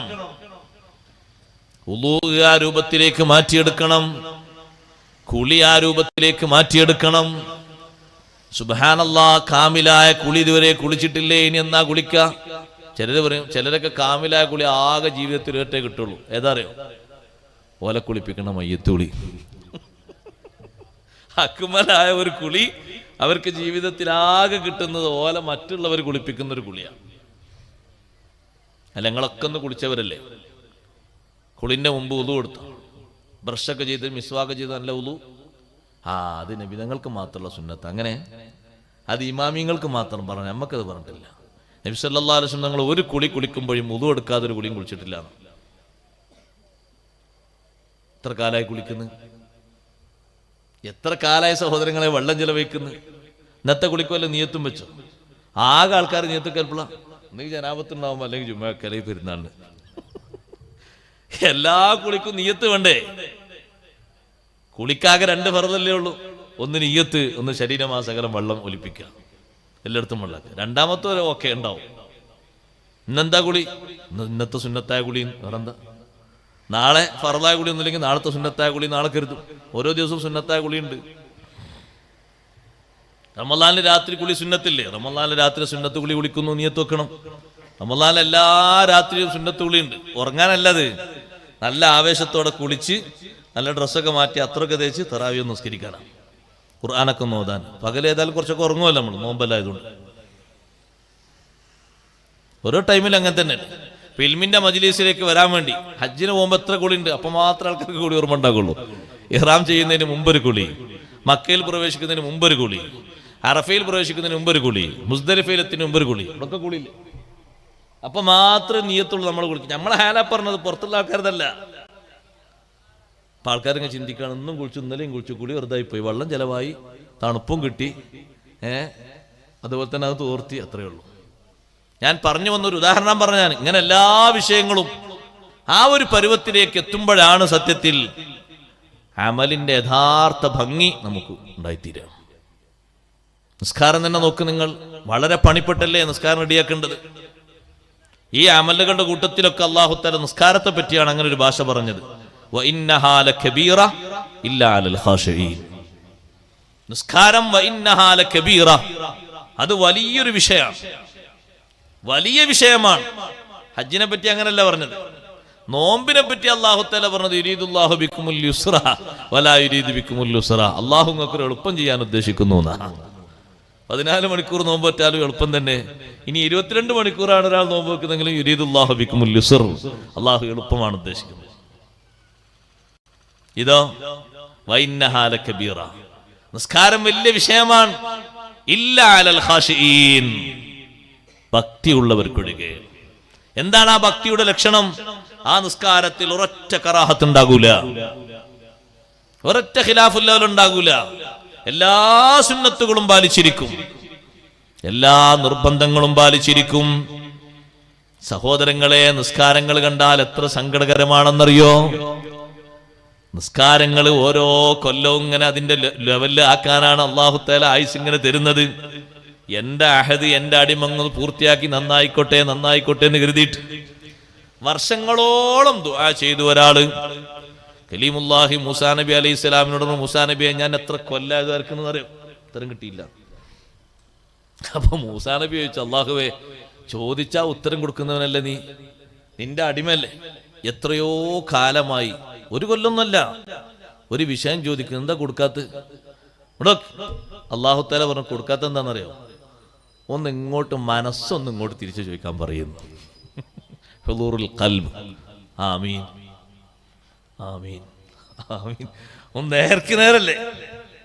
അതെപ്പോഴേ നമ്മളേക്കൊന്ന് വരുന്നുണ്ട്. ഒരു സങ്കടം അങ്ങോട്ട് മനസ്സിൽ തികട്ടി വന്ന കണ്ണീരിന്റെ ചാലായിരിക്കും. അപ്പൊ വരും ഒരു ചെറിയ മനസ്സാന്നിധ്യം, വലുതൊന്നും ഉണ്ടാവില്ല. അത് കഴിഞ്ഞ് ആ ചോദ്യം കയ്യലോടെ അത് കഴിഞ്ഞു. അല്ലെങ്കിൽ നീറിപ്പുകയുന്നൊരു പ്രശ്നത്തിൽ കണ്ണീരിട്ടിട്ട് അവിടെ മാത്രം എപ്പോ ദ്വാർക്കുമ്പോഴും ഹുളൂറുൽ ഖൽബ് വേണം. ചെറിയ ദ്വാണെങ്കിലും വലിയ ദ്വാണെങ്കിലും, മറ്റുള്ള ദ്വാക്ക് ആമീൻ പറയാണെങ്കിലും, അത് ജുമുഅന്റെ ദ്വാണെങ്കിലും നിസ്കാരത്തിന്റെ ദ്വാണെങ്കിലും ഒക്കെ. ചെറിയ നിസ്കാരത്തിന്റെ ശേഷമുള്ള ദ്വാക്ക് ഒരു ആമീൻ ആമീൻ ആമീൻ ആമീൻ ആമീൻ. കയ്യന്നെ നേർക്ക് ഉയർത്തൂല. എങ്ങനെയാ കൈ ഉയർത്തേണ്ടത്? ഖുർആൻ പഠിപ്പിച്ചിട്ടുണ്ട് എങ്ങനെയാ കൈ ഉയർത്തേണ്ടത് ദ്വാർക്കുമ്പോ. ഫസ്വല്ലി റബ്ബിക വൻഹർ. വൻഹർ എന്നതിന്റെ തഫ്സീർ കാണാം, നെഹറിന്റെ ഭാഗത്തേക്ക് ഉയർത്തണം കൈ, നെഞ്ചിന്റെ ഭാഗത്തേക്ക്. ഒരാൾക്ക് ആമീൻ ആമീൻ ആമീൻ ആമീൻ സല്ലല്ലാഹു അലൈഹി വസല്ലം. ഒന്ന് മുഖം തടവാൻ പോലും നേരല്ല. ആമീൻ ബി റഹ്മത്തിക എന്ന് പറയുമ്പോഴേക്കും ഒരു കൈയിട്ട് അല്ലാഹു തആല വേണമെങ്കിൽ തന്നോട്ടെ, മറ്റവർക്ക് കൊടുക്കുമ്പോൾ കൊടുക്കണമെങ്കിൽ തന്നോട്ടെ. അങ്ങനെ കരുതേണ്ടല്ലോ. നിസ്കാരത്തിന്റെ ശേഷമുള്ള ദുആ എത്ര ഉത്തരം കിട്ടുന്ന ദുആണ്. പക്ഷെ ആൾക്കാർ ആമീൻ പറയും. ഇവിടെ ഇപ്പോൾ ഒരു സയ്യിദ് വന്നിട്ട് നല്ലോണം കരഞ്ഞു ദ്വാർക്കാണെങ്കിൽ ഉള്ള ആ തഖ്വയും ഹുളൂറും ഉണ്ടാകും. നിസ്കാരത്തിന്റെ ശേഷം ഞങ്ങൾ ആമീൻ പറഞ്ഞിന് എവിടെ? നിസ്കാരത്തിന് ശേഷം ആൾക്കാരെ കയ്യൊന്ന് നോക്കണ്ടി, ആൾക്കാർ ഇങ്ങനെ ഒരു മന്ദപ്പിൽ ആമീൻ. ഇമാമ് ദ്വാരുന്നോ എന്ന് വെച്ചാൽ ഈ ആമീൻ പറഞ്ഞ ആളോട് ഇമാമ് ദ്വാരുന്നോ അയാൾക്കെന്നെ സംശയം. കാരണം അയാൾ ആമീൻ പറഞ്ഞത് അങ്ങനെയുള്ളൂ. അതേ സമയത്ത് ഒരാൾ ദ്വാരുന്ന ആളും ആമീൻ പറഞ്ഞ ആളും രണ്ടുപേരും റെഡിക്കാണെങ്കിൽ ഉത്തരം ഉറപ്പാ. കലീമുല്ലാഹി മൂസ അലൈഹി സ്വലാത്തു വസ്സലാം ദ്വാരുന്നു, ഹാറൂൻ അലൈഹി സ്വലാത്തു വസ്സലാം ആമീൻ പറഞ്ഞു. ആമീൻ അങ്ങോട്ട് പറഞ്ഞ ഉടനെ അല്ലാഹു തർക്കി ഖദൂജീബത് ദഅവതുകുമാ, നിങ്ങളുടെ രണ്ടുപേരുടെയും പ്രാർത്ഥനയ്ക്ക് ഉത്തരം നൽകപ്പെട്ടിരിക്കുന്നു. രണ്ടാളും ദ്വാരുന്നു, ആമീൻ പറഞ്ഞാളും ദ്വാർക്കനല്ലേ ആമീൻ അല്ലേ പറയുന്നത്. പക്ഷെ അപ്പൊ അറിയുന്ന ആമീൻ മറ്റേ ആള് ദ്വാർക്കുമ്പോ ഉസ്താദിന്റെ ദ്വാക്ക് ഇഖ്ലാസ് ഉണ്ട്, അതുകൊണ്ട് കിട്ടിയേക്കും. അതുപോരാ, രണ്ടുപേർക്കും അതിൽ പങ്കുണ്ട്. ഞാൻ പറഞ്ഞു, ഒരു സയ്യിദ് ഇവിടെ വന്ന് ദ്വാരക്കാന്ന് കുട്ടികൾ, ആ സയ്യിദ് ഇങ്ങനെ കരഞ്ഞിട്ട് വല്ലാത്ത കരച്ചിൽ കരയുണ്ട്. നമുക്ക് ഏതെങ്കിലുമൊക്കെ ഒരു കണ്ണീരിങ്ങനെ വന്നു, നമ്മൾ ആമീനൊക്കെ പറഞ്ഞു. അതിനേക്കാളും ഷറഫുള്ള ബഹുമാനമുള്ള ദുആയാണ് നിസ്കാരത്തിന്റെ ശേഷമുള്ള ദുആ. സുന്നത്ത് നിസ്കരിച്ചിട്ട് നമ്മൾ ദ്വാരക്കുന്ന ദുആ, വിത്തറിന്റെ ശേഷമുള്ള ദുആ, ളുഹാന്റെ ശേഷമുള്ള ദുആ, തഹജ്ജുദിന്റെ ശേഷമുള്ള ദുആ. എനിക്ക് എത്രമാത്രം വലിയ ഫലപ്രാപ്തി ഉണ്ട്. അവിടെ ഒന്നിങ്ങനെ നെഞ്ചിലേക്ക് കയ്യും ചേർത്ത് വെച്ച് വളരെ വിനയത്തോടെ വണക്കത്തോടെ ചിന്തകളൊക്കെ ഒഴിവാക്കിയിട്ട് ഒന്ന് അള്ളാഹുവിനോട് ചോദിച്ചാൽ ചെറിയ ചോദ്യമാണെങ്കിലും റബ്ബ് തആല സ്വീകരിക്കും. മൂസാ നബി അലൈഹി സ്വലാമിനോട് അള്ളാഹ് പറഞ്ഞു, ഒന്നും മനസ്സൊന്നും കൂടി തിരിക്കാൻ പറയും. ഒന്ന് ആ ചോദ്യം ചോദിക്കുമ്പോ അന്ന് തന്നെ ഉത്തരം കിട്ടി. വർഷങ്ങളോളം ചോദിച്ചിട്ട് ഉത്തരം കിട്ടാത്തത് മൂസാ നബി അലൈഹി സ്വലാമിനോട് പരാതിപ്പെട്ടപ്പോ അല്ലാഹു തആലയുടെ നിർദ്ദേശം, ഒന്ന് എന്നിലേക്കൊന്ന് മനസ്സിരിച്ചിട്ട് ഒന്ന് ദ്വാരക്കാൻ പറയും, ഒന്ന് ചോദിക്കാൻ പറയും, ഞാനും കൊടുക്കും. അല്ലാഹു തആല എത്ര വലിയ ഔദാര്യവാനാണ്. അപ്പൊ ആ ഒരു തലത്തിലേക്ക് ഉയരാൻ അല്ലാഹു തആലയോട് നമുക്കുള്ള അഹദതാണ്.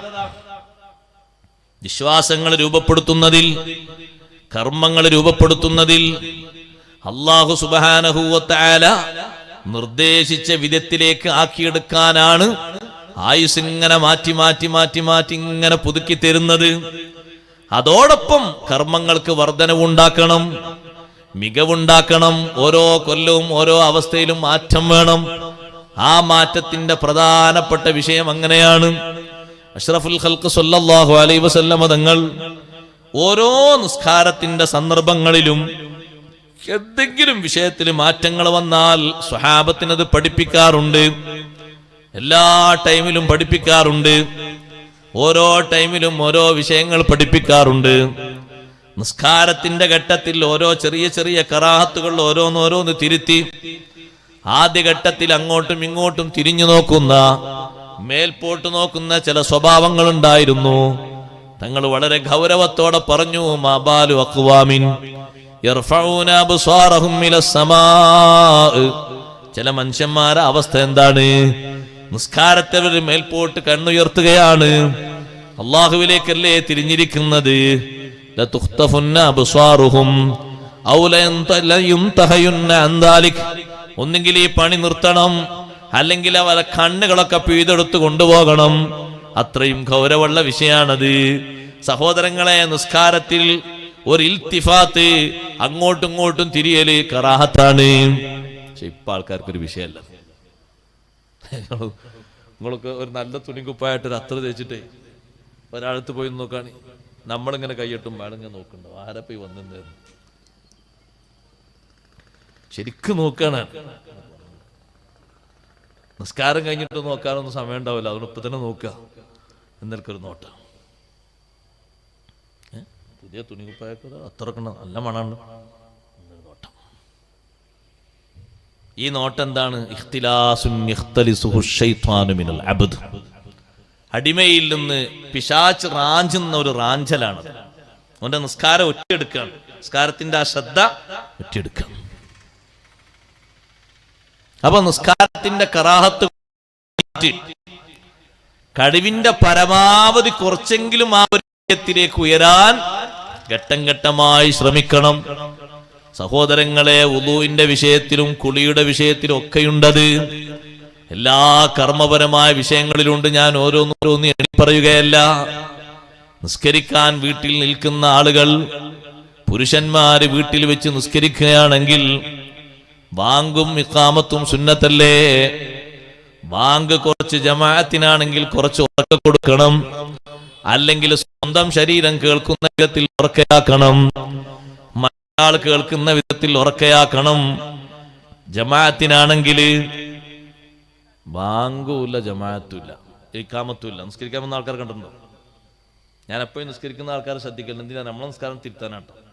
ഓരോട് പറയാൻ ടൈം കിട്ടിയാൽ പറയല്ലേ, പറയുന്നില്ല. ആൾക്കാർ നേരെ ഒന്ന് സൊഫിലും അല്ലാഹു അക്ബർ.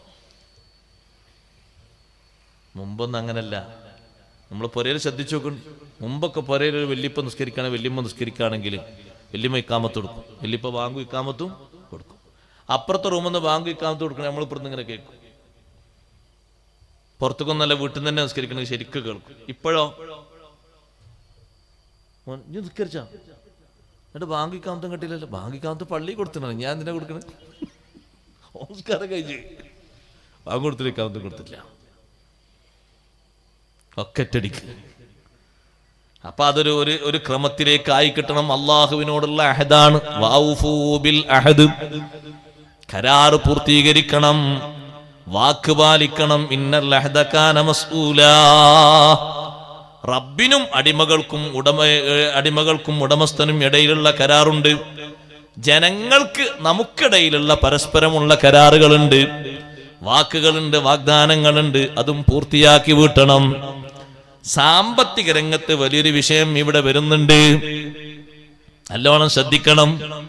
ഓരോ വാക്കിൽ, ഓരോ വാഗ്ദാനങ്ങളിൽ നമ്മൾ കുടുങ്ങിക്കഴിയുന്നവരുണ്ടാകും.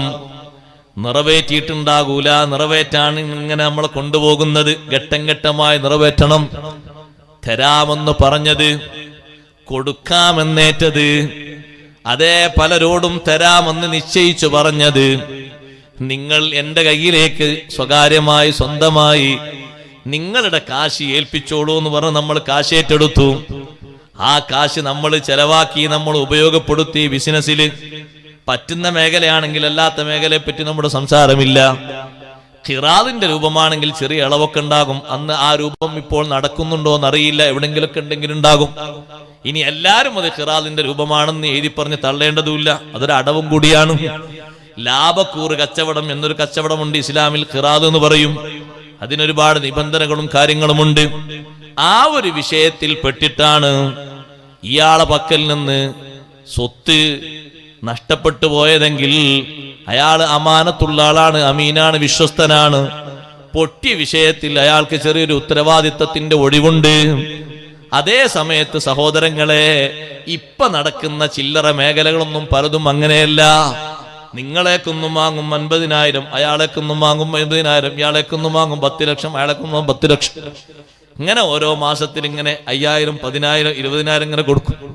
ഇങ്ങനെ കിട്ടാനുള്ളൊരു പക്ഷേ അടഞ്ഞു പോകുമ്പോൾ കൊടുക്കാനുള്ളതും തീർന്നു പോകും. അപ്പൊ പിന്നെ അപ്പുറത്ത് പറയുന്ന ഭാഷ എന്താണെന്നറിയോ? ബിസിനസ് പൊട്ടിയെന്നായിരിക്കും. കാരണം ഈ വരവ് കുറഞ്ഞുകൊണ്ട് കൊടുക്കാനുള്ളതും കുറഞ്ഞുപോയി. പിന്നെ പറയാനുള്ളൊരു ഭാഷ തന്നെ ബിസിനസ് പൊട്ടി. ഏത് ബിസിനസ്? ഇങ്ങനെ കിട്ടൽ കൊടുക്കരുത് എന്നുള്ള ബിസിനസ് നിന്നുപോയി. അതുകൊണ്ടൊക്കെ കൂടി പൊട്ടിപ്പോയി. നല്ല നിലക്ക് ബിസിനസ് നടത്തിയിട്ട് പൊട്ടിയ ആളുകൾ ഉണ്ടാകും. അള്ളാഹു അവരെ കരകയറ്റി കൊടുക്കട്ടെ. നമ്മളവരെ വിമർശിക്കുന്നില്ല. അതേ സമയത്ത് അരുതാത്ത മേഖലയിലൂടെ സമ്പത്ത് വാങ്ങിയിട്ട് അത് വലിയൊരു ഉത്തരവാദിത്വമാണ്. പൂർത്തിയാക്കി വീട്ടേണ്ടതാണ്. കരാറ് പൂർത്തിയാക്കേണ്ടതാണ്. ശരിക്കും പൂർത്തിയാക്കി വീട്ടേണ്ടതാണ്. അത് ജനങ്ങളും നമ്മളും തമ്മിലുള്ളൊരു ഹക്കാണ്. 2 ഹക്കുമുണ്ട് ഇവിടെ പറഞ്ഞിടത്ത്. അള്ളാഹുവും ജനങ്ങളും തമ്മിലുള്ള ഹക്കുണ്ട്. അതാണ് നേരത്തെ പറഞ്ഞത്. വിശ്വാസ കർമ്മ ആചാരാനുഷ്ഠാനങ്ങളും അതതിന്റെ പൂർണ്ണസ്ഥതയിലേക്ക് കൊണ്ടുവരാനുള്ള നമ്മുടെ ഉത്തരവാദിത്വം നമ്മൾ നിർവഹിക്കണം. അള്ളാഹു നമ്മളെ സഹായിക്കട്ടെ. അതിനനുസരിച്ചുള്ള ഇൽമും അമലും തഖ്വയും ഇഖ്ലാസും ഒക്കെ സ്വീകരിക്കണം. അതേ രൂപത്തിൽ മറ്റൊന്ന് ജനങ്ങൾക്കിടയിലുള്ളതാണ്. അതിൽ വാഗ്ദാനങ്ങളുണ്ട്, വാഗ്ദത്തങ്ങളുണ്ട്, കടങ്ങളുണ്ട്, ഏർപ്പാടുകളുണ്ട്, വ്യത്യസ്ത രൂപത്തിലുള്ള കാര്യങ്ങളുണ്ട്. അതും പൂർത്തിയാക്കേണ്ടതാണ്. സമയബന്ധിതമായി പൂർത്തിയാക്കാനുള്ള കഠിനമായ ശ്രമം വേണ്ടതാണ്. ആ പരിശ്രമം നമ്മുടെ ഭാഗത്തു നിന്ന് ഉണ്ടാകേണ്ടതാണ്. ഒരിക്കലും അത് ഒഴിവായി പോകുന്ന ചാൻസ് അല്ല. നമ്മുടെ പെരടിയിൽ അതങ്ങനെ കെട്ടിക്കിടക്കും. അത് നമ്മൾ നിർവഹിക്കണം. ഇമാം റാസി റളിയല്ലാഹു അൻഹു പറഞ്ഞു, ഇവിടെ പറഞ്ഞ നിങ്ങൾ വാക്കുകൾ പാലിക്കണം, കരാറുകൾ പാലിക്കണം എന്നതിൽ എല്ലാ ഇടപാടും പെട്ടിട്ടുണ്ട്. ഒരു ഇടപാടും പെടാത്തതില്ല. അല്ലാഹു സുബ്ഹാനഹു വ തആലയുമായി ബന്ധിച്ചത്, അഷ്റഫുൽ ഖൽഖ് സല്ലല്ലാഹു അലൈഹി വസല്ലം തങ്ങളുമായി ബന്ധിച്ചത്, ജനങ്ങളുമായി ബന്ധിച്ചത് എല്ലാം ഈ വിഷയത്തിന്റെ പരിധിയിൽ പെട്ടിട്ടുണ്ട്. ഇടപാടുകളൊക്കെ പെട്ടിട്ടുണ്ടെന്ന് ഇമാം റാസി റളിയല്ലാഹു അൻഹു പറയുന്നു. വ്യത്യസ്ത ഇടപാടുകളുണ്ട്. കച്ചവടം, അതുപോലെ തന്നെ ശരിക്കത്ത്, ഷെയറായിട്ടുള്ളത്, സത്യവും നേർച്ചയുടെയും ഇടപാട്, ഐക്യം എന്ന നിലക്ക്, രജ്ഞിപ്പ് എന്ന നിലക്കൊരു ഇടപാട്, വൈവാഹിക ബന്ധത്തിന്റെ ഇടപാട്. വൈവാഹിക ബന്ധത്തിലും ചിലപ്പോഴും ചില കൊടുക്കലുകളൊക്കെ വേണ്ടിവരും. ആ കൊടുക്കലുകളും സത്യത്തിൽ കരാറ് തന്നെയാണ്, അഹദാണ്. ഒരുപക്ഷെ കൊടുക്കേണ്ട ആള് ആരായിരിക്കും? കൊടുക്കേണ്ട ആള് പെണ്ണായിരിക്കും, അല്ലെങ്കിൽ ആണായിരിക്കും. 2 രൂപവും വന്നേക്കാം. എങ്ങനെ പെണ്ണാകുന്നത്? പെണ്ണ് പറഞ്ഞു ആണിനോട്, നിങ്ങൾ എന്നെ ഒന്ന് ഒഴിവാക്കി തരണം, ഞാൻ നിങ്ങൾക്കൊരു 10 ലക്ഷം തരാം. പക്ഷേ ഉടനടി നിങ്ങൾ ഒഴിവാക്കണം. ഘട്ടം ഘട്ടമായിട്ട് ഞാൻ അങ്ങനെ തരും. ഒരു 2-3 ലക്ഷം കൊടുത്തു, പിന്നെയും അടുത്ത ഗഡു കൊടുത്തു, പിന്നെയും ബാക്കിയുണ്ട്. അയാള് ശരിക്കും ഒഴിവാക്കി കൊടുത്തു. ഖുൽ ആണല്ലോ സത്യത്തിൽ. അത് പെണ്ണിൽ നിന്നൊരു പകരം സ്വീകരിച്ച് അവളെ ഒഴിവാക്കി കൊടുക്കുന്നു. നല്ല രൂപത്തിൽ പരിക്കുന്നു ഏൽപ്പിക്കാതെ. സത്യത്തിൽ ഇവനുമായുള്ള കുടുംബബന്ധം മുന്നോട്ട് പോകില്ല. കാര്യമായിട്ട് വലിയ പ്രശ്നങ്ങളുണ്ട്. ദീനിയായിട്ടും അമലിയായിട്ടും വിശ്വാസപരമായിട്ടും കർമ്മപരമായിട്ടും സ്വഭാവത്തിലും യോജിക്കൂല. ആ നിലക്കവനെ ഒന്ന് ഒഴിവാക്കുകയാണ്. അവൻ ശാഠ്യം പിടിച്ചു, ഞാൻ അങ്ങനെ ഒഴിവാകൂല. ഒഴിവാകണമെങ്കിൽ എനിക്ക് കാര്യമായിട്ട് നീ എന്തെങ്കിലും തരണം. തരാം, നീ ഒന്ന് ഒഴിവാക്കി തരണം. അവന് കൊടുക്കാൻ ഇനിയും ബാക്കിയുണ്ട്. അത് അഹദാണ്, കരാറാണ്. അതാ പെണ്ണുമായി ബന്ധപ്പെട്ട ഉത്തരവാദിത്വമുള്ള രക്ഷിതാക്കൾ അത് നിറവേറ്റി കൊടുക്കേണ്ടതാണ്. പെണ്ണ് ആണിന് കൊടുക്കേണ്ടതുണ്ടാകും. അതെന്താണ്? താൽക്കാലികമായി അവളുടെ സ്വത്തായ മഹർ, അത് പെണ്ണിന്റെ സ്വത്താണ്. ഭർത്താവിന് ഹദിയ കൊടുത്തതല്ല, ഭർത്താവിന് കടമായി കൊടുത്തു ഏർപ്പാട് നടത്താൻ. സത്യത്തിൽ കുറച്ചു കഴിഞ്ഞപ്പോ ബന്ധം പിരിഞ്ഞു. ഈ ഒരു കടബാധ്യത ബാക്കിയുണ്ട്. അത് ഞാൻ ഇത്രയും കാലം എനിക്ക് ചെലവ് തന്നില്ല, അതിലേക്ക് കൂട്ടിയാൽ മതി. കൂട്ടൂല, അതതിലേക്ക് കൂട്ടൂല. അതിങ്ങോട്ട് കൊടുക്കുക തന്നെ വേണം. അതാ പെണ്ണിന്റെ സ്വത്താണ്. അവള് പൊരുത്തപ്പെട്ട് തന്നതല്ല, കടമായിട്ട് നിന്റെ കയ്യിൽ ഏൽപ്പിച്ചതാണ് ബിസിനസ് നടത്താൻ. അല്ലെങ്കിൽ നീ വേറെ ഏതോ ആവശ്യത്തിന് വായ്പയായി വാങ്ങിയതാണ്. വേറെന്തോ കാര്യത്തിന് തരാമെന്ന് പറഞ്ഞ് എടുത്തു തരാമെന്ന വാക്കോടെ വാങ്ങിയതാണ്. അത് തിരിച്ച് ഏൽപ്പിക്കണം. ഏൽപ്പിക്കൽ നിർബന്ധമാണ്, ഒഴിവാകൂല. ഇപ്പൊ ചിലര് പറയണം 15 കൊല്ലം പോറ്റിയില്ലേ, ആ പോറ്റലിന് ഇത് കൂട്ടൂല. അത് കബിൽത്തു എന്ന് പറഞ്ഞ രൂപല്ലേ, അതിന്റെ ബാക്കിയിലാണ് പോറ്റിയതാണ്. ഖബിൽതു നിക്കാഹ വ തസ്വീജഹ എന്ന് പറഞ്ഞ് സ്വീകരിച്ചില്ലേ, ആ ബാധ്യതയിലുള്ള പോറ്റലാണ്. അത് ഇതിലേക്ക് കടം വെക്കാൻ പറ്റൂല, കൊടുക്കേണ്ടതുണ്ട്. ഇങ്ങനെ കുറേ വിഷയങ്ങൾ, ഭാരിച്ച വിഷയങ്ങൾ നമ്മുടെ പെരടിയിലുള്ളത് ഘട്ടം ഘട്ടമായിട്ട് കൊടുത്ത് പെട്ടെന്ന് ഒഴിവാക്കണം. മരിച്ചു പോകുന്ന സമയത്ത് ദുനിയാവെന്ന് പിരിയുമ്പോൾ ഒരാണിന്റെയും പെണ്ണിന്റെയും പെരടിയിൽ ഒരാളോടും കൊടുക്കേണ്ട ഒരു ഹക്കും ബാക്കിയാകാതെ പോകണം. അള്ളാഹു നമ്മെ സഹായിക്കട്ടെ. ഒരാളുടെയും ബാധ്യത ബാക്കിയാകാതെ നല്ല സന്തോഷത്തോടെ പോകാൻ അള്ളാഹു നമ്മെ സഹായിക്കട്ടെ. നിറഞ്ഞ ബാധ്യതകളുള്ളവരുണ്ടാകും. നല്ല മാർഗങ്ങളിലൂടെ വികസിപ്പിച്ച് അതൊക്കെ വീട്ടണം, തിരുത്തണം. തീർക്കാൻ കഴിയാത്ത വിഷയങ്ങളിൽ പൊരുത്തപ്പെടിക്കാൻ പറ്റുമെങ്കിൽ പൊരുത്തപ്പെടിക്കണം. അല്ലെങ്കിൽ ആവുന്നത് കൊടുത്തിട്ട് ബാക്കി പൊരുത്തപ്പെടിക്കണം. അത്രയുണ്ട്. കുടുങ്ങിയിട്ട് ഒക്കെ കൂടി കൊടുക്കാൻ കഴിയുമെന്ന് ഒരു നിശ്ചയമില്ല. എന്നാ പിന്നെ ആകുന്നത് കൊടുത്തിട്ട് ശരിയായ നിലക്കുള്ള പൊരുത്തം സ്വീകരിക്കണം. എന്നാലേ ഇവിടുന്ന് പോകുമ്പോൾ അങ്ങോട്ട് സന്തോഷം ഉണ്ടാകുള്ളൂ. അല്ലെങ്കിൽ ആ പെരടിയിൽ കുടുങ്ങുന്ന ബാധ്യത ചെറുതല്ല. മഹാന്മാരായ സ്വഹാബത്ത് മുഴുവനും ഏറ്റവും കൂടുതൽ അവർ പേടിച്ചൊരു വിഷയം അതാണല്ലോ. ബാപ്പമാര് ഉമ്മമാര് പിരിഞ്ഞു പോകുമ്പോൾ അവരുടെ ബാധ്യത എത്ര പെട്ടെന്നാണ് ഹബീബ് സല്ലല്ലാഹു അലൈഹി വസല്ലം നിർവഹിച്ചത് നോക്ക് നിങ്ങൾ. ഇന്നലെ ഉഹദിൽ ഷഹീദായ ജാബിർ റളിയല്ലാഹു അൻഹുവിന്റെ വീട്ടിലേക്ക് ഇന്നലെ ബാപ്പ ഷഹീദായി. പിറ്റത്തെ ദിവസം തന്നെ വീട്ടിലേക്ക് ബാപ്പയിൽ നിന്ന് ബാപ്പക്ക് കടം കൊടുത്ത കടക്കാർ വന്നു. അപ്പം എന്നിട്ട് ഷഹീദായതാണ്. ജാബിർ റളിയല്ലാഹുവിന് വേഗം നബി സല്ലല്ലാഹു അലൈഹി വസല്ലം നിങ്ങൾ കൂടി, കടക്കാർ വന്നിട്ടുണ്ട് നബി, ഞാൻ എന്താ ചെയ്യാന്ന് വെച്ചു. എൻ്റെ കടല്ല, ബാപ്പന. ബാപ്പ ഇന്നലെ ഷഹീദായി. ബാപ്പ ഷഹീദായാലേ കുറച്ചൊന്നവരോട് കുറച്ചു തരാൻ പറയണം. കടക്കാർ പറഞ്ഞു ഒരു ഇഞ്ചും കുറക്കൂല, അങ്ങ് കിട്ടാനുള്ള ഹക്കാണ്. അതവർ പറഞ്ഞ് തങ്ങളുടെ വിരോധം കണ്ടല്ലോ, ഓരോ അവകാശമാണല്ലോ അന്നൽക്ക് പറഞ്ഞാണ്. അപ്പൊ ജാബിർ റളിയല്ലാഹുവിനോട് തങ്ങൾ ചോദിച്ചു, നിങ്ങൾക്ക് എന്താ ഉള്ളത് കാര്യമായിട്ട്? കുറഞ്ഞ ഈത്തപ്പഴ മരങ്ങളുണ്ട്, പറിക്കാനായിട്ടുണ്ടോ? ഈത്തപ്പഴം പാകമായിട്ടുണ്ടോ? ആ പാകമായിട്ടുണ്ട്. എന്നാ ഒരു കാര്യം ചെയ്യും, നാളെ സുബഹി നിസ്കാരം കഴിഞ്ഞ് പള്ളിയിൽ അങ്ങ് പിരിഞ്ഞു പോകുമല്ലോ, കുറച്ച് നേരം കഴിഞ്ഞിട്ട്. സുബഹി നിസ്കാരം കഴിഞ്ഞ ഉടനെയല്ല, കുറച്ചുകൂടി കഴിഞ്ഞിട്ട്, ഒരു ദുഹാന്റെ ടൈമൊക്കെ ആവും. നിങ്ങൾ പോയിട്ട് എല്ലാ മരത്തിൻ്റെയും കായ്ക്കനികൾ പറിച്ച് അതിൻ്റെ ചുവട്ടിൽ അവിടെ കുട്ടയിലാക്കി വെക്കണം. ഞാൻ വന്ന ശേഷമേ എടുക്കാവൂ. ജാബിർ റളിയല്ലാഹു അൻഹു അതുപോലെ ചെയ്തു. ഏകദേശം ഒരു ദുഹാന്റെ സമയത്ത് ഹബീബ് സല്ലല്ലാഹു അലൈഹി വസല്ലം എത്തി. അങ്ങനെ കറങ്ങി എല്ലാ മരത്തിൻ്റെയും ചുറ്റും ഇങ്ങനെ കറങ്ങി നോക്കി, കൊട്ടയിലേക്ക് നോക്കിയിട്ട് ഇങ്ങനെ കറങ്ങി.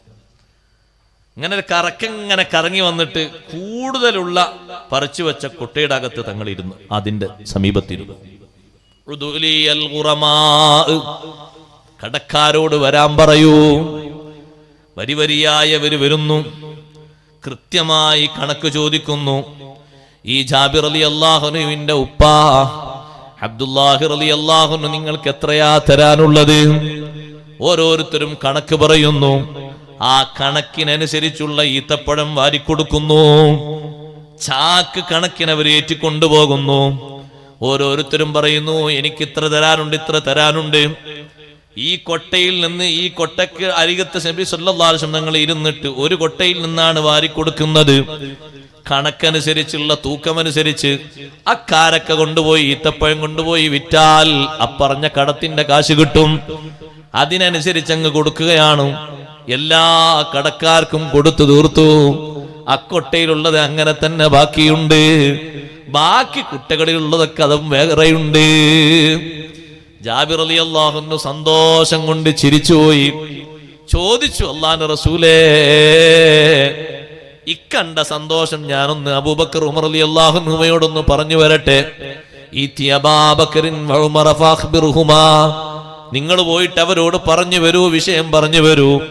അബൂബക്കർ സിദ്ദീഖ് റളിയല്ലാഹുവിന്റെ അടുക്കലേക്ക് ആദ്യം എത്തി. ഇക്കണ്ട സന്തോഷം, ബാപ്പയുടെ കടം വീടിയതും ഹബീബ് സല്ലല്ലാഹു അലൈഹി വസല്ലം അതിനെ സഹായിച്ചതും തങ്ങളിലൂടെ പ്രകടമായ മുജിദത്തും ഈ ഒരു സന്തോഷങ്ങളൊക്കെ പങ്കുവെച്ചു. ഉമർ റളിയല്ലാഹുവിന്റെ അടുത്തേക്ക് ചെന്നപ്പോ ഉമർ റളിയല്ലാഹു അൻഹു പറഞ്ഞു, നിങ്ങളെ തോട്ടത്തിലൂടെ ഇങ്ങനെ തങ്ങൾ കറങ്ങുന്നത് ഞാൻ കണ്ടിട്ടുണ്ട്. അപ്പോഴേക്ക് എന്റെ പരിസരത്തുള്ള ആളോട് ഞാൻ പറഞ്ഞിട്ടുണ്ട്, ഇന്ന് ജാബിർ റളിയല്ലാഹു അൻഹു സന്തോഷത്തിന്റെ ദിനമാണ്. വലിയ ഭാഗ്യം ലഭിക്കുന്ന ദിനമാണ്. ഞാൻ പറഞ്ഞു വന്നത്, അപ്പുറത്തുള്ള ഉഹദിൽ കിടക്കുന്നത് ജാബിർ റളിയല്ലാഹു അൻഹുവിന്റെ ഉപ്പയാണ്, ഷഹീദാണ്. ആ ഷഹീദായ ഉപ്പയുടെ തോളിൽ നിന്ന് സ്വസ്ഥമായി സ്വച്ഛന്തമായി അവിടെ കിടക്കാൻ എത്ര പെട്ടെന്നാണ് ഹബീബ് സല്ലല്ലാഹു അലൈഹി വസല്ലം ഈ ബാധ്യത നിറവേറ്റി കൊടുത്തത്. സഹോദരങ്ങളെ, നമ്മൾ ശുഹദാക്കളല്ല, ആ ഒരു സ്റ്റേജിലേക്കും നമ്മൾ ഉയർന്നിട്ടില്ല. നമ്മൾ സാധുക്കളാണ്, സാധാരണക്കാരാണ്. അല്ലാഹു നമുക്ക് സലാമത്ത് നൽകട്ടെ. പെരടിയിലുള്ള ഈ മികച്ച ബാധ്യത ഒരു പക്ഷേ കുറഞ്ഞ കാലം ചിലരൊക്കെ വന്ന് ചോദിച്ചെന്ന് വരും, പിന്നെ വരത്രേ ചോദിക്കാന്ന് കരുതി വിട്ടേക്കും.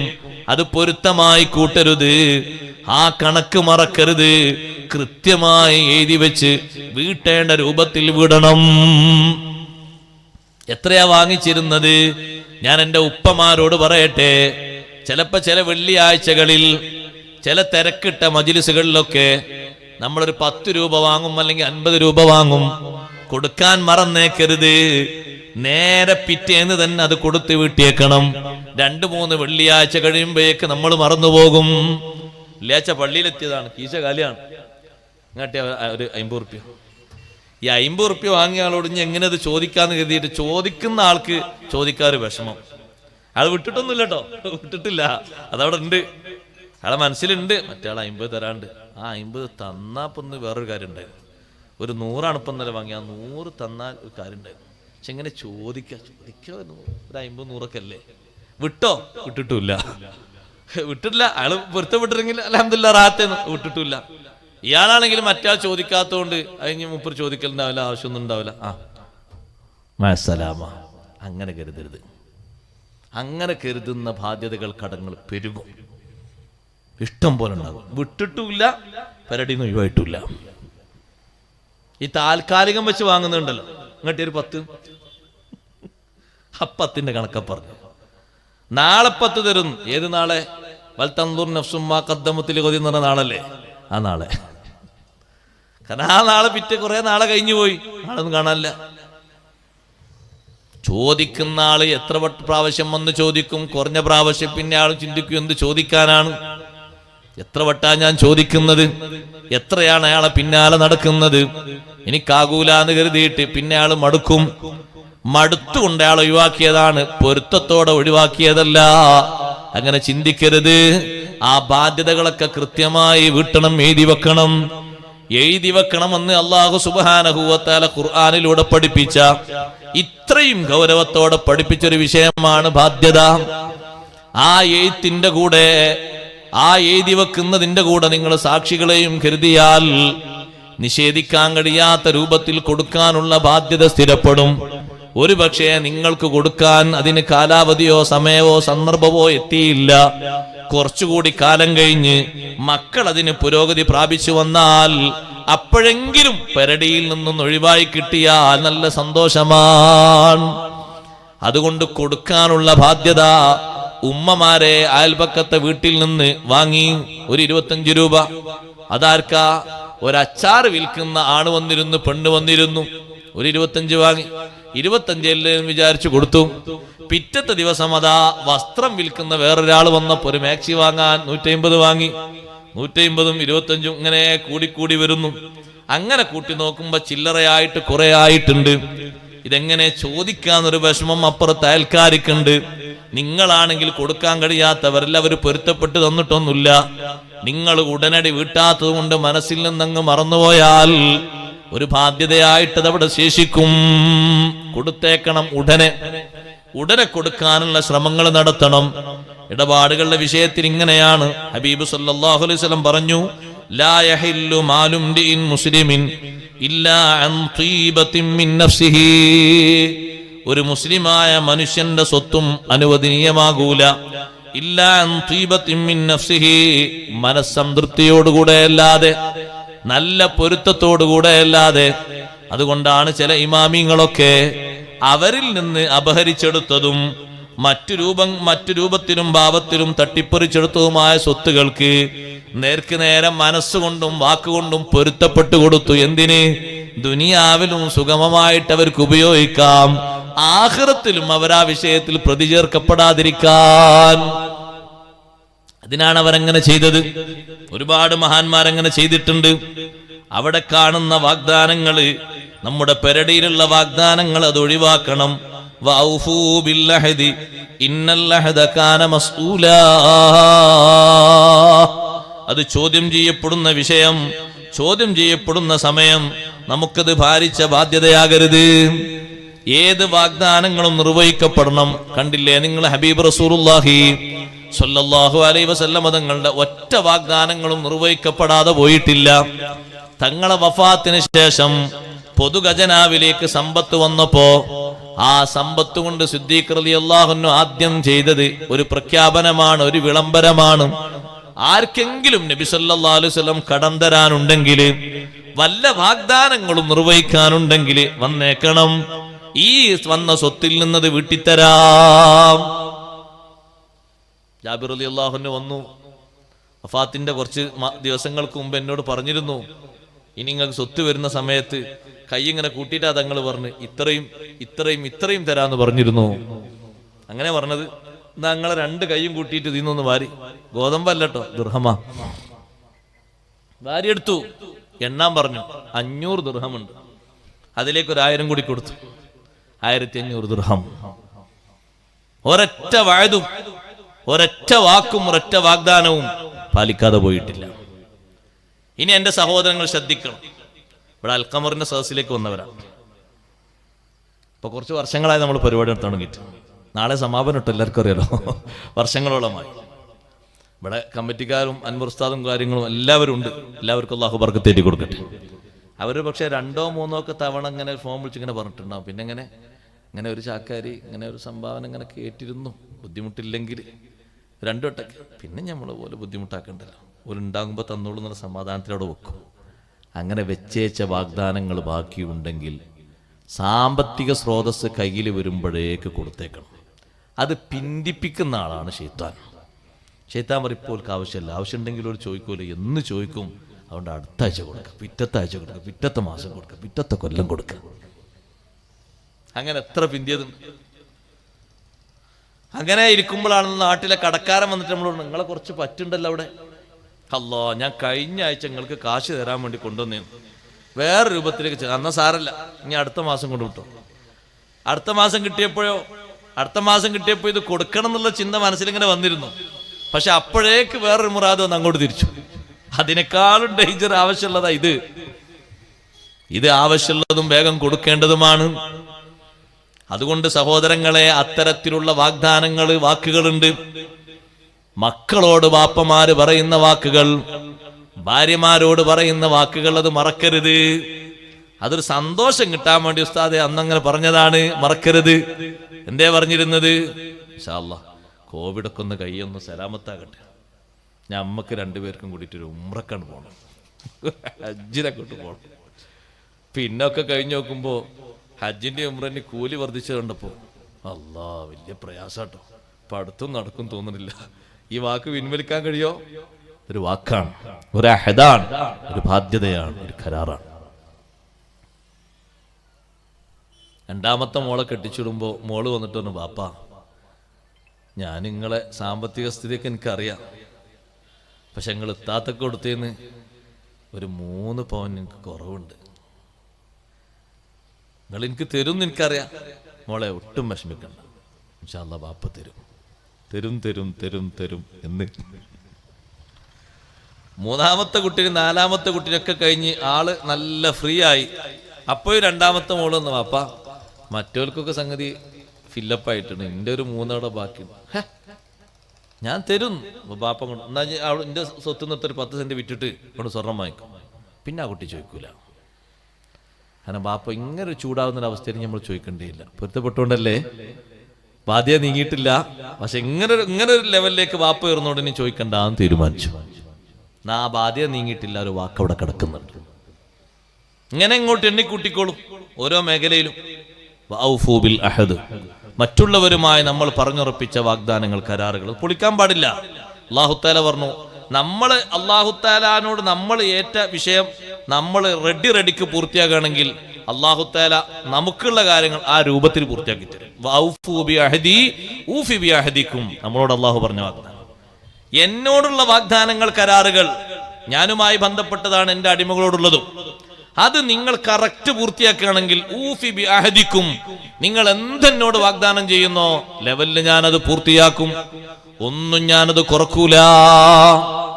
അതുകൊണ്ടാണ് വിശുദ്ധ ഇസ്ലാമിന് വേണ്ടി സമരം ചെയ്ത മഹാന്മാരിൽ വലിയൊരു മഹാനാണ് ആസിം ഇബ്നു സാബിത്ത് റളിയല്ലാഹു അൻഹു. ഒരു 10-11 ആളെ കൂടെ നബി സല്ലല്ലാഹു അലൈഹി വസല്ലം മക്കയുടെ ഭാഗത്തേക്ക് ഒരു ചെറു സൈന്യം അയച്ചപ്പോ ആസിം ഇബ്നു സാബിത്ത് റളിയല്ലാഹു അൻഹുവിനെയും കൂട്ടരെയും തിരിച്ചറിഞ്ഞു. ഹുദൈൽ ഗോത്രക്കാരിൽപ്പെട്ട ചിലര് ഹാരിസിന്റെ മക്കളാണെങ്കിൽ ആസിമിനെ കിട്ടണം, പക വീട്ടാനെന്ന് കരുതി നിൽക്കുകയാണ്. കാരണം ഹാരിസിനെയും കൂട്ടരെയും ബദർ യുദ്ധത്തിൽ വകവരുത്തിയത് ആസിം ഇബ്നു സാബിത്ത് റളിയല്ലാഹു അൻഹും കൂട്ടരുമാണ്. അവരെ കിട്ടണമെന്ന ആലോചനയിൽ നിൽക്കുമ്പോ കുറച്ച് ആളുകൾ ഇവരെ കണ്ട് പിടികൂടാൻ വേണ്ടി വന്ന സമയത്ത് ആസിം ഇബ്നു സാബിത്ത് റളിയല്ലാഹു അൻഹു പറഞ്ഞു, നിങ്ങളെ കൂടെ ഞാൻ വരാനില്ല. ഈ വന്ന ആളുകൾ പറഞ്ഞു, നിങ്ങൾ ഇറങ്ങി വരൂ, നിങ്ങൾ ഒന്നും ചെയ്യൂല. ഇവരെ കണ്ട ശത്രുക്കൾ പറഞ്ഞു, നിങ്ങൾ താഴോട്ട് ഇറങ്ങി വരൂ, നിങ്ങൾ ഒന്നും ചെയ്യൂല. ആ സമയത്ത് ഞാൻ അവരെ കീഴിൽ ഇറങ്ങാനില്ല, ഞാൻ അവരെ കീഴിൽ പോകാനില്ല എന്ന് പറഞ്ഞവരെ നേരിട്ടപ്പോ ഇവിടുന്ന് ശത്രുക്കൾ അമ്പെയ്തു. ആസിം റളിയല്ലാഹു അൻഹു ഷഹീദായി വീണു. ആ ആസിം റളിയല്ലാഹു അൻഹു അല്ലാഹുവിനോട് വെച്ചൊരു കരാറുണ്ട്, അല്ലാഹുവേ, നിന്റെ ദീനിന് വേണ്ടി നീ പറഞ്ഞ രൂപത്തിൽ എന്നെ കൊണ്ട് ആവുന്നതിന്റെ പരമാവധി ഞാൻ അധ്വാനിച്ചിട്ടുണ്ട്. എന്നെ കൊണ്ടാവുന്നതിന്റെ പരമാവധി ബദറിലും മറ്റുമൊക്കെ ഞാൻ അധ്വാനിച്ചിട്ടുണ്ട്. അതുകൊണ്ട് നിന്നോട് എനിക്കൊരു വാഗ്ദാനമുണ്ട്. എന്താ വാഗ്ദാനം എന്നറിയോ? എന്റെ ശരീരം ഒരൊറ്റ മുശ്രിക്കിനും പന്താടാൻ കൊടുക്കരുത് അല്ലാഹ്. എന്റെ ശരീരം നീ വിട്ടുകൊടുക്കരുത്. എന്റെ ശരീരം ഒരു മുശ്രിക്കിനും നീ ഉടമപ്പെടുത്തി കൊടുക്കരുത്. ആസിം ഇബ്നു സാബിത്ത് റളിയല്ലാഹു അൻഹു ഷഹീദായി വീണു. ബാക്കിയുള്ള ആളുകൾ 3 ആളുകളെ ഹുബൈബ് ഇബ്നു അദീ റളിയല്ലാഹു അൻഹു അടക്കം അബ്ദുല്ലാഹി ഇബ്നു സൈദ് ഇബ്നു ദസ്ന റളിയല്ലാഹു അൻഹു അടക്കമുള്ള 3 മഹാന്മാരെ ഇവരങ്ങോട്ട് കൊണ്ടുപോയി മക്കയിലേക്ക്. മക്കയുടെ പരിസരത്ത് നിന്നാണ് പിടിച്ചത്, മക്കയിൽ കൊണ്ടുപോയി. ഹുബൈബ് റളിയല്ലാഹു അൻഹു ഹാരിസിന്റെ മക്കൾക്ക് വിറ്റു. അങ്ങനെ തന്നെ മറ്റു പലരെയും പല രൂപത്തിലും വിറ്റു. അപ്പോഴാണ് അവരറിയുന്നത് ഈ സൈന്യത്തിൽ ആസിം റളിയല്ലാഹു അൻഹു ഉണ്ട് എന്നും തലവൻ ആസിം റളിയല്ലാഹു അൻഹു ആണെന്ന് അറിഞ്ഞപ്പോ സുബ്ഹാനല്ലാഹ്, ആ തലയോട്ടി കിട്ടാൻ വേണ്ടി അവിടുന്ന് പല സഹോദരിമാരും ഒട്ടകങ്ങളെയും മറ്റും ഇനാം പ്രഖ്യാപിച്ചപ്പോ മുശ്രിക്കുകൾ ഓടി വന്നു. അതെടുത്തു കൊണ്ടുപോകാൻ വേണ്ടി വന്നപ്പോ ആ ശരീരത്തിലേക്കൊന്നും അടുക്കാൻ കഴിയാത്ത വിധം അല്ലാഹു സുബ്ഹാനഹു വ തആല തേനീച്ചയെ കൊണ്ടവരെ ആട്ടി ഓടിപ്പിച്ചു. തുരുതുരാ തേനീച്ച വങ്ങ് പൊതിഞ്ഞു കുത്തിയില്ലേ? കാരണം ആസിം റളിയല്ലാഹു അൻഹു ഷഹീദാകുന്നതിന്റെ മുമ്പ് അള്ളാഹുവിനോട് പറഞ്ഞൊരു വാക്കാണ്, അല്ലാഹ്, നിന്റെ ദീനിന് വേണ്ടി നീ എന്നോട് ചെയ്തൊരു അഹദുണ്ട്, ഒരു കരാറുണ്ട്. ആ കരാറ് നിന്റെ ദീനിന് വേണ്ടിയുള്ള അധ്വാനമാണ്. കഴിവിന്റെ പരമാവധി ഞാൻ അധ്വാനിച്ചിട്ടുണ്ട്. അതുകൊണ്ട് റബ്ബേ, നിന്നോട് എനിക്കൊരു വിഷയം പറയാനുണ്ട്. എന്റെ ശരീരം ഒരു മുശ്രിക്കിനും നീ കീഴ്പ്പെടുത്തി കൊടുക്കരുത്. ആ വാഗ്ദാനം അല്ലാഹ് കബൂലാക്കിയില്ലേ? തേനീച്ച വന്ന് കുത്തിയപ്പോൾ അവരങ്ങ് തിരിഞ്ഞു പോന്നു. എന്നിട്ട് അവര് പറഞ്ഞു, രാത്രിയാകുമ്പോ തേനീച്ച ഉണ്ടാകൂല, രാത്രി എങ്ങാനും പോയിട്ട് തലയൊന്ന് എടുത്തു കൊണ്ടുവരാം. രാത്രി അങ്ങോട്ടടുക്കാൻ കഴിയാത്ത വിധം നല്ല മഴ വർഷിച്ചു. പിറ്റേന്ന് അവര് പോയി കഴിവിന്റെ പരമാവധി തെരഞ്ഞു നോക്കി, എവിടെയും കാണുന്നില്ല. അല്ലാഹു സുബ്ഹാനഹു വ തആല കൊടുത്ത കാവല് ചെറുതാണോ? ചെറിയ സംരക്ഷണമാണോ റബ്ബ് തആല കൊടുത്തത്? വഔഫു ബിഅഹദി ഊഫി ബിഅഹദികും വഇയ്യായ ഫർഹബൂൻ. എന്നോട് നിങ്ങൾ ചെയ്തൊരു കരാറില്ലേ? വിശ്വസിക്കേണ്ടതുപോലെ വിശ്വസിക്കാം, ചെയ്യേണ്ടതുപോലെ ചെയ്യാം, അനുഷ്ഠിക്കേണ്ടതുപോലെ അനുഷ്ഠിക്കാം. അത് നിങ്ങൾ ആ രൂപത്തിൽ ചെയ്താൽ നിങ്ങളുടെ വാഗ്ദാനങ്ങൾ ഞാനും പൂർത്തീകരിച്ചു തരും. അത് വലിയ വലിയ മഹാന്മാർക്ക് മാത്രല്ല. സ്വഹാബത്ത് പറഞ്ഞില്ലേ, ഒരു ആറാബിനെ കണ്ടിട്ട് ഞങ്ങളൊക്കെ അത്ഭുതപ്പെട്ടു പോയി. സ്വഹാബത്തൊക്കെ ഇരിക്കുന്ന പള്ളിയിലേക്ക് ഒരു ആറാബി നിസ്കരിക്കാൻ വേണ്ടി വന്നു. ഒരു സാധുവായ മനുഷ്യനാണ്. ഒരു ഒട്ടകപ്പുറത്ത് വന്ന് നിസ്കരിച്ചു. നിസ്കാരം നിർവഹിച്ച് പുറത്തിറങ്ങി നോക്കുമ്പോൾ ഒട്ടകത്തെ കാണുന്നില്ല. അറാബി ഉടനെ അള്ളാഹുവിനോട്, ആ നിസ്കാരമൊക്കെ നമ്മൾ കണക്കൂട്ടണം കേട്ടോ, ഇലാഹി അദ്ദൈതു അമാനതക്, നീ എന്നെ ഏൽപ്പിച്ച ഉത്തരവാദിത്തമാണ് നിസ്കാരം. നിന്റെ പള്ളി കയറിയിട്ട് ഞാൻ നിസ്കരിച്ചു. ഞാൻ നിസ്കരിക്കുമ്പോൾ എൻ്റെ വാഹനത്താരാ നോക്കണ്ടേ? നീ നോക്കണം. ഫൈന അമാനത്തി. സ്വഹാബത്തൊക്കെ തലയിൽ കൈവച്ചു. എന്ത് ചോദ്യം അത്? ആരോടാ ചോദിക്കുന്നത്? അള്ളാഹുവിനോട്. ഇലാഹി അദ്ദൈതു അമാനതക്, നീ എന്നെ ഏൽപ്പിച്ച അമാനത്താകുന്ന നിസ്കാരം നിർബന്ധം ഞാനിത് പാലിച്ചു. എന്റെ അമാനത്തായ ഒട്ടകം ഇവിടെ? നിന്നെ ഏൽപ്പിച്ചതല്ലേ അത്. ഈ ചോദ്യം തീരുമ്പോഴേക്ക് ഒട്ടകം വരുന്നു. ഒട്ടകപ്പുറത്തൊരാളുണ്ട്, അയാളെ കൈമുറിക്കപ്പെട്ടിട്ടുണ്ട്. മോഷ്ടാവിന്റെ കൈമുറിക്കപ്പെട്ടിട്ടുണ്ട്. ഒട്ടകം നേരെ മുമ്പിലെത്തി. സ്വഹാബത്ത് തലയിൽ കൈവച്ചു. എന്തൊരു ഈമാനാണ്! റബ്ബ് സുബ്ഹാനഹു വ തആല നമ്മളോട് പറഞ്ഞ കാര്യങ്ങൾ നമ്മൾ പാലിച്ചാൽ അല്ലാഹു സുബ്ഹാനഹു വ തആല തരേണ്ടത് നമുക്ക് തരും. യാതൊരു വിഷമവും യാതൊരു ആശങ്കയും ആ വിഷയത്തിൽ വേണ്ട. എന്തേ തരാത്തത് എന്നൊരു സന്ദേഹമുണ്ടോ? പറഞ്ഞ പരുവത്തിലേക്ക് എത്താത്തത് കൊണ്ടാണെന്നാണ് ഉത്തരം. പറഞ്ഞ രൂപഭാവത്തിലേക്ക് എത്താത്തത് കൊണ്ടാണെന്നാണ് ഉത്തരം. ആ രൂപഭാവത്തിലേക്ക് എത്തിയാൽ കിട്ടേണ്ടത് കിട്ടും. ആരോട് എന്ത് വാഗ്ദാനങ്ങൾ ചെയ്തിട്ടുണ്ടോ അത് പാലിക്കണം. സത്യം ചെയ്ത് പറഞ്ഞിട്ടുണ്ടോ, കരാറ് കൊടുത്തിട്ടുണ്ടോ, പൊളിക്കരുത്. നിങ്ങളല്ലേ നമ്മളൊക്കെ ഒന്ന് കാശ് വാങ്ങിയിട്ട് അങ്ങനെ ഇങ്ങനെയൊക്കെ ബിസിനസ് എടുത്ത് തരാന്നൊക്കെ പറഞ്ഞു. ഇപ്പം എന്താ? അതൊന്നും എനിക്കറിഞ്ഞതൊക്കെ പൊളിഞ്ഞു പോയി. ഇനിയെന്താ പരിഹാരം? ഇനിയെന്താ പരിഹാരം എന്നറിയില്ല. കുറെ ആലോചിച്ചു നോക്കാം. പിന്നെ മറ്റേ ആൾ വന്നിട്ട്, അല്ല നിങ്ങളല്ലേ നമ്മളെ ഇത്രയും തോന്നെ കാശ് വാങ്ങിയിട്ട് എത്ര ബുദ്ധിമുട്ടാണ്, എത്ര ഇടങ്ങാറായി. ഒന്ന് രണ്ടാൾക്കാർ നമ്മളെടുത്ത് വന്നിട്ട്, ഉസ്താദേ അയാളെടുത്ത് നമ്മളെ കാശുണ്ട്, നിങ്ങളെ നാട്ടിൽ നിന്നാണ് വാങ്ങിത്തരണം. അപ്പം ഞാൻ പറഞ്ഞു, കൊടുക്കുമ്പോൾ നിങ്ങൾക്ക് നമ്മൾ ഓർമ്മ ഉണ്ടായില്ലല്ലോ. ഇപ്പം കിട്ടാന്നപ്പോഴല്ലേ നമ്മൾ ഓർമ്മ. ഞാൻ എന്ത് ചെയ്യാനാ? നിങ്ങൾ കൊടുത്ത ഘട്ടം കൂടി അറിഞ്ഞിക്കാണെങ്കിൽ നല്ലോണം ബന്ധപ്പെടായിരുന്നു. ഇപ്പം എന്താ ആൾ പറയുന്നു? പൊട്ടിപ്പോയി. ഇനി എന്താക്കും നിങ്ങൾ? ഞങ്ങൾ കുറേ സമീപിച്ചു. നിങ്ങൾ അയാളെ കൊന്നൊന്ന് കുട്ടിയുടെ ദേഷ്യം കൊണ്ട് എന്നാ തീരെ കിട്ടൂല, കിട്ടാൻ ഒരു ചാൻസും ഇല്ല. അല്ലെങ്കിൽ ഒരു പ്രതീക്ഷ നിങ്ങളെ മനസ്സിലെങ്ങനെ ഉണ്ടാവും? ഉണ്ടാകുമ്പോൾ കിട്ടും, ഉണ്ടാകുമ്പോൾ കിട്ടും, ഉണ്ടാകുമ്പോൾ കിട്ടും. കിട്ടുമെന്നറിയില്ല. കിട്ടിയാൽ അൽഹംദുലില്ലാ, അല്ല എന്ത് പറയാനാ? എത്ര ആളുകളുണ്ട്, മുങ്ങൽ വിദഗ്ധന്മാർ വേറെയുണ്ട്. ഞാൻ നേരത്തെ പറഞ്ഞു, പൊട്ടിപ്പോയവരുണ്ടാകും നല്ല ബിസിനസ് നടത്തിയിട്ട്. അവരെ കുറിച്ചല്ല, അവർക്ക് അല്ലാഹു നല്ല ഉയർച്ച കൊടുക്കട്ടെ. തരികിട കളിച്ചിട്ട് പൊട്ടിയതാണെങ്കിൽ പിന്നെ ആ രൂപത്തേക്ക് ഭാവത്തേക്ക് പോകാതെ എവിടെങ്കിലും പതുങ്ങിക്കൂടിയിട്ട് കാര്യമില്ല. ഈ ഭാരിച്ച ബാധ്യത പെരടിയിലുണ്ട്. അത് വീട്ടാനും തീർക്കാനുള്ള വഴികൾ ഘട്ടം ഘട്ടമായി ആലോചിച്ച് ചിന്തിച്ചുകൊണ്ട് കാര്യങ്ങൾ മുന്നോട്ട് നീക്കണം. പെരടിയിൽ നിന്ന് ആരും ചോദിക്കുന്നില്ല എന്ന് കരുതിയിട്ട് അത് ഒഴിവാകൂല. നിസ്സഹായത കണ്ടിട്ടൊരു പക്ഷേ ആളുകൾ മാറിയിട്ടുണ്ടാകും, പക്ഷേ ഉത്തരവാദിത്വം നീങ്ങിയിട്ടില്ല. വഔഫൂ ബിഅഹദില്ലാഹി ഇദാ അഹദതും വലാ തൻഖുദുൽ അയ്മാന ബഅദ തൗകീദിഹാ വഖദ് ജഅൽതുമുല്ലാഹ അലൈക്കും കഫീലാ. അല്ലാഹു സുബ്ഹാനഹു വ തആല പറഞ്ഞു, നിങ്ങൾ എന്ത് കരാറ് വെച്ചിട്ടുണ്ടോ ആ കരാറ് നിങ്ങൾ പൂരിപ്പിക്കണം, പൂർത്തീകരിക്കണം. വലാ തൻഖുദുൽ അയ്മാന, സത്യവാചകങ്ങളെ നിങ്ങൾ പൊളിച്ചു കളയരുത്. ബഅദ തൗകീദിഹാ, നടത്തുമ്പോ നല്ല ഭദ്രത ഉണ്ടായിരുന്നു, നല്ല കെട്ടുറപ്പുണ്ടായിരുന്നു, നല്ല കണ്ടീഷൻസ് ഉണ്ടായിരുന്നു, നല്ല എഗ്രിമെന്റും ഒക്കെ ഉണ്ടായിരുന്നു. അതിന് പുറമെ വഖദ് ജഅൽതുമുല്ലാഹ അലൈക്കും കഫീലാ, അല്ലാഹു ഉണ്ടല്ലോ കാര്യങ്ങളൊക്കെ നടത്തി തരാൻ എന്നൊരു കഫീലാക്കി റബ്ബിനെ നിങ്ങൾ നിശ്ചയിച്ചിരുന്നു. കരാറ് ചെയ്യേണ്ടതുപോലെ നിങ്ങൾ അങ്ങ് പൂർത്തിയാക്കിയാൽ കൊടുക്കേണ്ടതുപോലെ ബാക്കി അല്ലാഹു സഹായിച്ചും. നിങ്ങൾക്കാവുന്നത് പോലെ നിങ്ങൾ പൂർത്തീകരിക്കണം.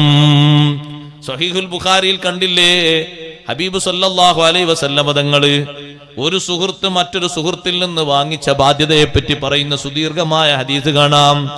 ഒരു സുഹൃത്ത്, ഒരു കൂട്ടുകാരൻ കപ്പൽ കയറിയിട്ട് മറ്റൊരു നാട്ടിലെത്തി. തന്റെ കൂട്ടുകാരിൽ നിന്ന് കടം വാങ്ങിക്കൊണ്ടുവന്നു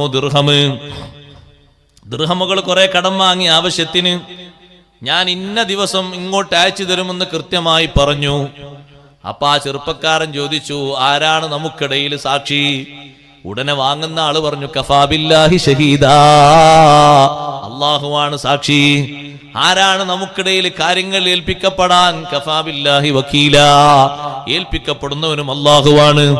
ഞാൻ കറക്റ്റ് ഇവിടെ തന്നെ ആ ദിവസം എത്തിക്കും. കറക്റ്റ് ദിവസം തന്നെ ആ ദിവസം തന്നെ വരണം, മാറരുത്. അതാണ് വാക്ക് എന്ന് പറഞ്ഞത്. നാളെ മറ്റന്നാൾ പിറ്റന്നാൾ എന്ന് പറയരുത്, വാക്ക് മാറരുത്. പരപ്പണിയൊക്കെ കഴിഞ്ഞ് സുഖമായിരിക്കുന്ന ഒരുപാട് സഹോദരങ്ങൾ ഈ സദസ്സിലുണ്ട്. അള്ളാഹു ബർക്കത്തേറ്റി കൊടുക്കട്ടെ. നല്ലോണം ആമീൻ പറയും. അള്ളാഹു ബർക്കത്തേറ്റി കൊടുക്കട്ടെ. കൂട്ടത്തിൽ കാര്യം കൂടി പറയട്ടെ. ബാക്കി എടുക്കാന്ന് പറഞ്ഞ ഏതെങ്കിലും ടീം ഉണ്ടെങ്കിൽ അത് കൊടുത്തേക്കണം. എന്താ പറഞ്ഞതിന് മടിയൊന്നുമില്ല, കേൾക്കണേ കേട്ടോളി, അല്ലെങ്കിൽ എനിക്കെന്താ എന്താ ചെയ്യുന്നറിയാം. വയറിങ് നമ്മളത് വയറിങ് ടെൻഡർ കൊടുക്കുകയാണ്. ചെറിയ വയറിങ് ഒന്നുമല്ല, അത്രേ വയറിങ്ങിന് കണക്കൂട്ടി നോക്കി ശരിക്കും. അപ്പോൾ ആ കണക്ക് പോരാത്തതുകൊണ്ട് രണ്ടാമത്തെ ആളെയും കൊണ്ട് കണക്കൂട്ടി നോക്കി. കണക്കൂട്ടി കൃത്യമായിട്ട് കണക്കൂട്ടി. രണ്ടുപേരും ഒരേ ബില്ലാട്ടത്, മാറ്റൊന്നുമില്ല. വയറിലും സ്വിച്ചിലൊക്കെ ചിലപ്പോൾ മാറ്റുണ്ടെങ്കിൽ ബില്ലിന് മാറ്റം ഉണ്ടാവും കേട്ടോ, സ്വാഭാവികം, നമുക്ക് തന്നെ അറിയാലോ. കണക്കൂട്ടി കണക്ക് വലിയ വ്യത്യാസമൊന്നുമില്ല. കൊടുത്ത് എത്ര ലക്ഷമാണ് മൊത്തം വയറിങ്ങിന്? വലിയ ഒന്നുമില്ല, ഒരു 4-4.5 ലക്ഷം ഉള്ളൂ. അതിനനുസരിച്ചുള്ള പോലെ എടുക്കണം. പോലെ എടുക്കുമ്പോൾ അതിനനുസരിച്ച് ഉണ്ടാകുമല്ലോ. 4 ലക്ഷം വയറിങ്ങിന്. 4 ലക്ഷം വയറിങ്ങിന് ഇത്ര വലിയ വരമാണോ? അത്രത്തോനെ വലിയ വരൊന്നും വേണ്ട. അതിന് ഓരോ ഭാഗത്തും സ്വിച്ചുകളും ബോർഡുകളും വർദ്ധിച്ചാൽ ലക്ഷങ്ങൾ കുറെ കൂടും ചെയ്യും. പോയിന്റുകൾ വർദ്ധിക്കുന്നതനുസരിച്ച്, ലൈറ്റുകൾ വർദ്ധിക്കുന്നതനുസരിച്ച് നമ്മളെത്ര പോയിന്റാ പറഞ്ഞാൽ പോയിന്റ് അനുസരിച്ച് ഉണ്ടാകും. അതിനോട് പറഞ്ഞിട്ട് കാര്യമില്ല, ഒക്കെ കണക്കാക്കി. തുടക്കത്തിൽ കൊടുത്തു 50,000. ശരിക്കും കേട്ടോളൂ, ഇത് പുറത്തേക്ക് ആൾക്കാരൊക്കെ കേൾക്കുന്നവർ എല്ലാവരും കേൾക്കണോ. 50,000 കൊടുത്തു. അപ്പൊ അതിന് കുറച്ച് സാമഗ്രികളൊക്കെ വാങ്ങി പണി തുടങ്ങി. കുറച്ചുകൂടി കഴിഞ്ഞൊരു മാസം ആയപ്പോൾ പിന്നെയും കൊടുത്തു 50,000, 1 ലക്ഷം. പിന്നെയും കൊടുത്തു 50,000, പിന്നെയും കൊടുത്തു 50,000. അങ്ങനെ 50,000 ഇങ്ങനെ കൊടുത്ത് ഏകദേശം അവർ പണി നിർത്തിപ്പോകാൻ സമയത്ത് ഇനി ഒന്ന് കൂട്ടാന്നാണ് കണക്കൂട്ടി നോക്കുമ്പോൾ സമയത്ത് അവർക്ക് കിട്ടാൻ ഇനിയും 1.5 ലക്ഷം ബാക്കിയുണ്ട്. അപ്പോൾ ആ കുടുംബനാഥൻ അവിടെ അല്ല, മുപ്പര് ഗൾഫിലാണ്. ഇവിടെ ബാപ്പയും മറ്റവരൊക്കെ കാര്യങ്ങൾ നിയന്ത്രിക്കണം. അത് നിയന്ത്രിച്ചോട്ടെ, കുഴപ്പമൊന്നുമില്ല, അത് സുഖമായ അവസ്ഥയല്ല. ഒരു 50,000 കൂടി കൊടുത്തിട്ട് പറഞ്ഞു, ഇൻഷാ അല്ലാഹ് ബാക്കി എടുക്കുക, മോൻ വരുമ്പോൾ മോനെ അയക്കുമ്പോൾ നിങ്ങൾ കണ്ടു തരാമെന്ന്. ബാക്കി ഇനി എത്ര കൊടുക്കാണ്ട്? 1 ലക്ഷം. ആ 1 ലക്ഷം ഇന്നും പെൻഡിങ്ങിലാണ്. വീട് ഉദ്ഘാടനം കഴിഞ്ഞിട്ട് കൊല്ലങ്ങൾ 2, 3, 4 കഴിഞ്ഞ്. ഞാൻ ഉദാഹരണം പറഞ്ഞതാണ്. 10,000 ആണെങ്കിലും 1000 ആണെങ്കിലും 500 ആണെങ്കിലും കൊടുക്കാൻ ബാക്കിയുണ്ടോ? കൊടുത്തേക്കണം. പെയിൻറ്റിങ്ങേര് വന്നു, പെയിൻറ്റിങ്ങേർക്കും കൊടുക്കാണ്ട് 10,000. പ്ലംബിങ്ങേര് വന്നു, അവർക്കും കൊണ്ട് കൊടുക്കാൻ ഒരു 10,000. ആരുതാ പൂരിപ്പിച്ച്? ഇതും ഒരു കരാറിനല്ലേ, നമ്മൾ കൊടുത്ത് വിട്ടേണ്ടതന്നല്ലേ. ഒരു പറമ്പ് കൊത്താൻ വേണ്ടി വന്ന തൊഴിലാളിക്ക് കരാറായി നിശ്ചയിച്ചു 25,000 രൂപ. എത്രയുണ്ട് പറമ്പ്? 5 ഏക്കറുണ്ട്. 5 ഹെക്ടർ സ്ഥലം ഒന്നായിട്ട് അയാൾ വെട്ടി റെഡിയാക്കി പലതും നട്ട് കൃഷി ചെയ്ത് അതിൻ്റെ ഉള്ളിലുള്ള കവുങ്ങും തെങ്ങൊക്കെ റെഡിയാക്കി നല്ല ഫിനിഷാക്കി. എത്ര പണിയെടുത്തു? പണി ഏകദേശം സുമാറൊക്കെ നമ്മൾ കണക്കൂട്ടി നോക്കുമ്പോൾ ഒരു മാസത്തിൻ്റെ അടുത്തൊക്കെ ഉണ്ടാവും. ഇടയിൽ 1-2 ദിവസമൊക്കെ ലീവായെങ്കിലും ഒരു മാസത്തിൻ്റെ അടുത്തൊക്കെ ഉണ്ടാവും. നമ്മൾ അയാളുമായിട്ട് പറഞ്ഞുറപ്പിച്ച കരാർ എത്ര? 25,000. ഇത്ര പെട്ടെന്ന് തീരും നമ്മൾ കരുതിയില്ല. നമ്മൾ വിചാരിച്ച 2-3 മാസമൊക്കെ ഉണ്ടാവുന്നതാണ്. അതുകൊണ്ട് നമ്മൾ എന്ത് ചെയ്തു? ഒരു 15,000 കൊടുത്തിട്ട് ബാക്കി എടുക്കട്ടോ എന്നാണ്. എവിടുന്ന്? പരലോകത്തുനിന്ന്. ബാക്കി 10 ഇപ്പോഴും പെൻഡിങ്ങിലാണ്. നമ്മൾ ആലോചിക്കണം. ഒരു വിറക് വെട്ടാൻ വേണ്ടി നമ്മളെ വീട്ടിലേക്ക് ആള് വന്നു. അയാൾ വിറക് കണ്ടു, മുട്ടിയൊക്കെ പരിശോധിച്ച് തരിക്കും. എത്ര? നിങ്ങൾ പറഞ്ഞോളൂ എത്ര? അപ്പൊ അയാൾ പറഞ്ഞു, ഇത്രയും വലിയ മുട്ടി വലിയ വിറകൊക്കെ അല്ലേ, ഒരു 10,000. അല്ല, 10,000 താങ്ങൂല, നമുക്ക് പിന്നെ മുറിക്കും. അല്ല, എനിക്ക് നാളെ തന്നെ ആയാലും എളുപ്പമാണ്, 2-3 ദിവസം കൂടി തീർക്കാലോ. ഞങ്ങളൊന്ന് ചുരുക്കി. എന്നായിക്കോട്ടെ, നിങ്ങൾക്കും എനിക്കൊക്കെ ലാഭമായിക്കോട്ടെ, ഒരു 8,000. കുറച്ച്. അയാൾ വലിയ മഗ്ഗുണ്ടെന്ന് 3-4 മണിക്കൂറുണ്ട് വെട്ടി ഖറാബാക്കി റെഡിയാക്കി തീർത്തു. നമ്മൾ കണക്കൂട്ടി 4 ദിവസം ഉണ്ടാകും, ഒറ്റ ദിവസം കൊണ്ട് തീർത്തു. ഇന്ന് തന്നെ തീർത്തോ? ഇനി നാളെ വേറെ പണിക്കും 8,000 പോലെ. അതുകൊണ്ട് 5,000 പിടിച്ചോ, 3,000 പെൻഡിങ്. 3,000 പെൻഡിങ്ങിലാ. കൊടുക്കേണ്ട ഹക്കല്ലേ? ഏത് മതസ്ഥനാണെങ്കിലും ഏത് ജാതിയാണെങ്കിലും നല്ല ഗൗരവത്തോടെ ചിന്തിക്കണം. ഇതൊക്കെ പെരടിലും വെച്ചിട്ടാ പോകാനുള്ളത്, ഇതൊക്കെ കണക്ക് വെച്ചിട്ടാ പോകാനുള്ളത്. കല്യാണത്തിന് പന്തലിടുമ്പോൾ നല്ല ചോറ് കഴിച്ചുകൊണ്ടുപോകുന്ന സമയത്തൊന്നും അല്ല. ഇപ്പം എത്ര? അത് നേരത്തെ നമ്മൾ കൊട്ടേഷൻ ബില്ല് തന്നാണല്ലോ, ബില്ലുണ്ടാവുമല്ലോ ഇവിടെ. അപ്പോൾ പെരക്കാരത്തി നമ്മളെ പെണ്ണുങ്ങൾ ബില്ലെടുത്തിരുന്നു. ആ ബില്ലുണ്ട്. എത്ര നിങ്ങളവിടെ ഓഫീസിൽ കൊടുത്തത്? എത്ര? ഓഫീസിൽ 25,000 കൊടുത്തു. എന്നാൽ ബാക്കി കണക്കൂട്ടി തന്നാൽ അത്ര തോനെ വേണോ? ഭയങ്കര ടൈറ്റാണ്. നേരത്തെ ടൈറ്റില്ല. ഇത് പന്തലിടുമ്പോൾ ഒരു ടൈറ്റും ഇല്ല, ആൾക്കാർ വന്നപ്പോഴും ടൈറ്റില്ല, ഭക്ഷണം വിളമ്പിയപ്പോഴും ടൈറ്റില്ല, സാധനങ്ങളൊക്കെ കൊണ്ടുപോകുമ്പോൾ ഒരു ടൈറ്റ്. അപ്പൊ പറഞ്ഞ വാക്കെന്തായി? അതിലും പെൻഡിങ്ങിൽ വെച്ചു 25,000. ഒന്ന് കൂട്ടി നോക്കൂ സഹോദരങ്ങളെ. എല്ലാ സന്ദർഭത്തിലും അങ്ങനെ. ഇതൊക്കെ ഒന്ന് പെരടിന്ന് ഇറക്കി വെക്കണം. തരാം തരാം തരാം എന്ന് പറഞ്ഞ വാക്കില്ലേ, അത് പൊളിക്കരുത്. ഞാൻ പറഞ്ഞല്ലോ, നബി സല്ലല്ലാഹു അലൈഹി വസല്ലം നിങ്ങൾ സ്വഹാബത്തിന് പറഞ്ഞു കൊടുത്ത സംഭവം.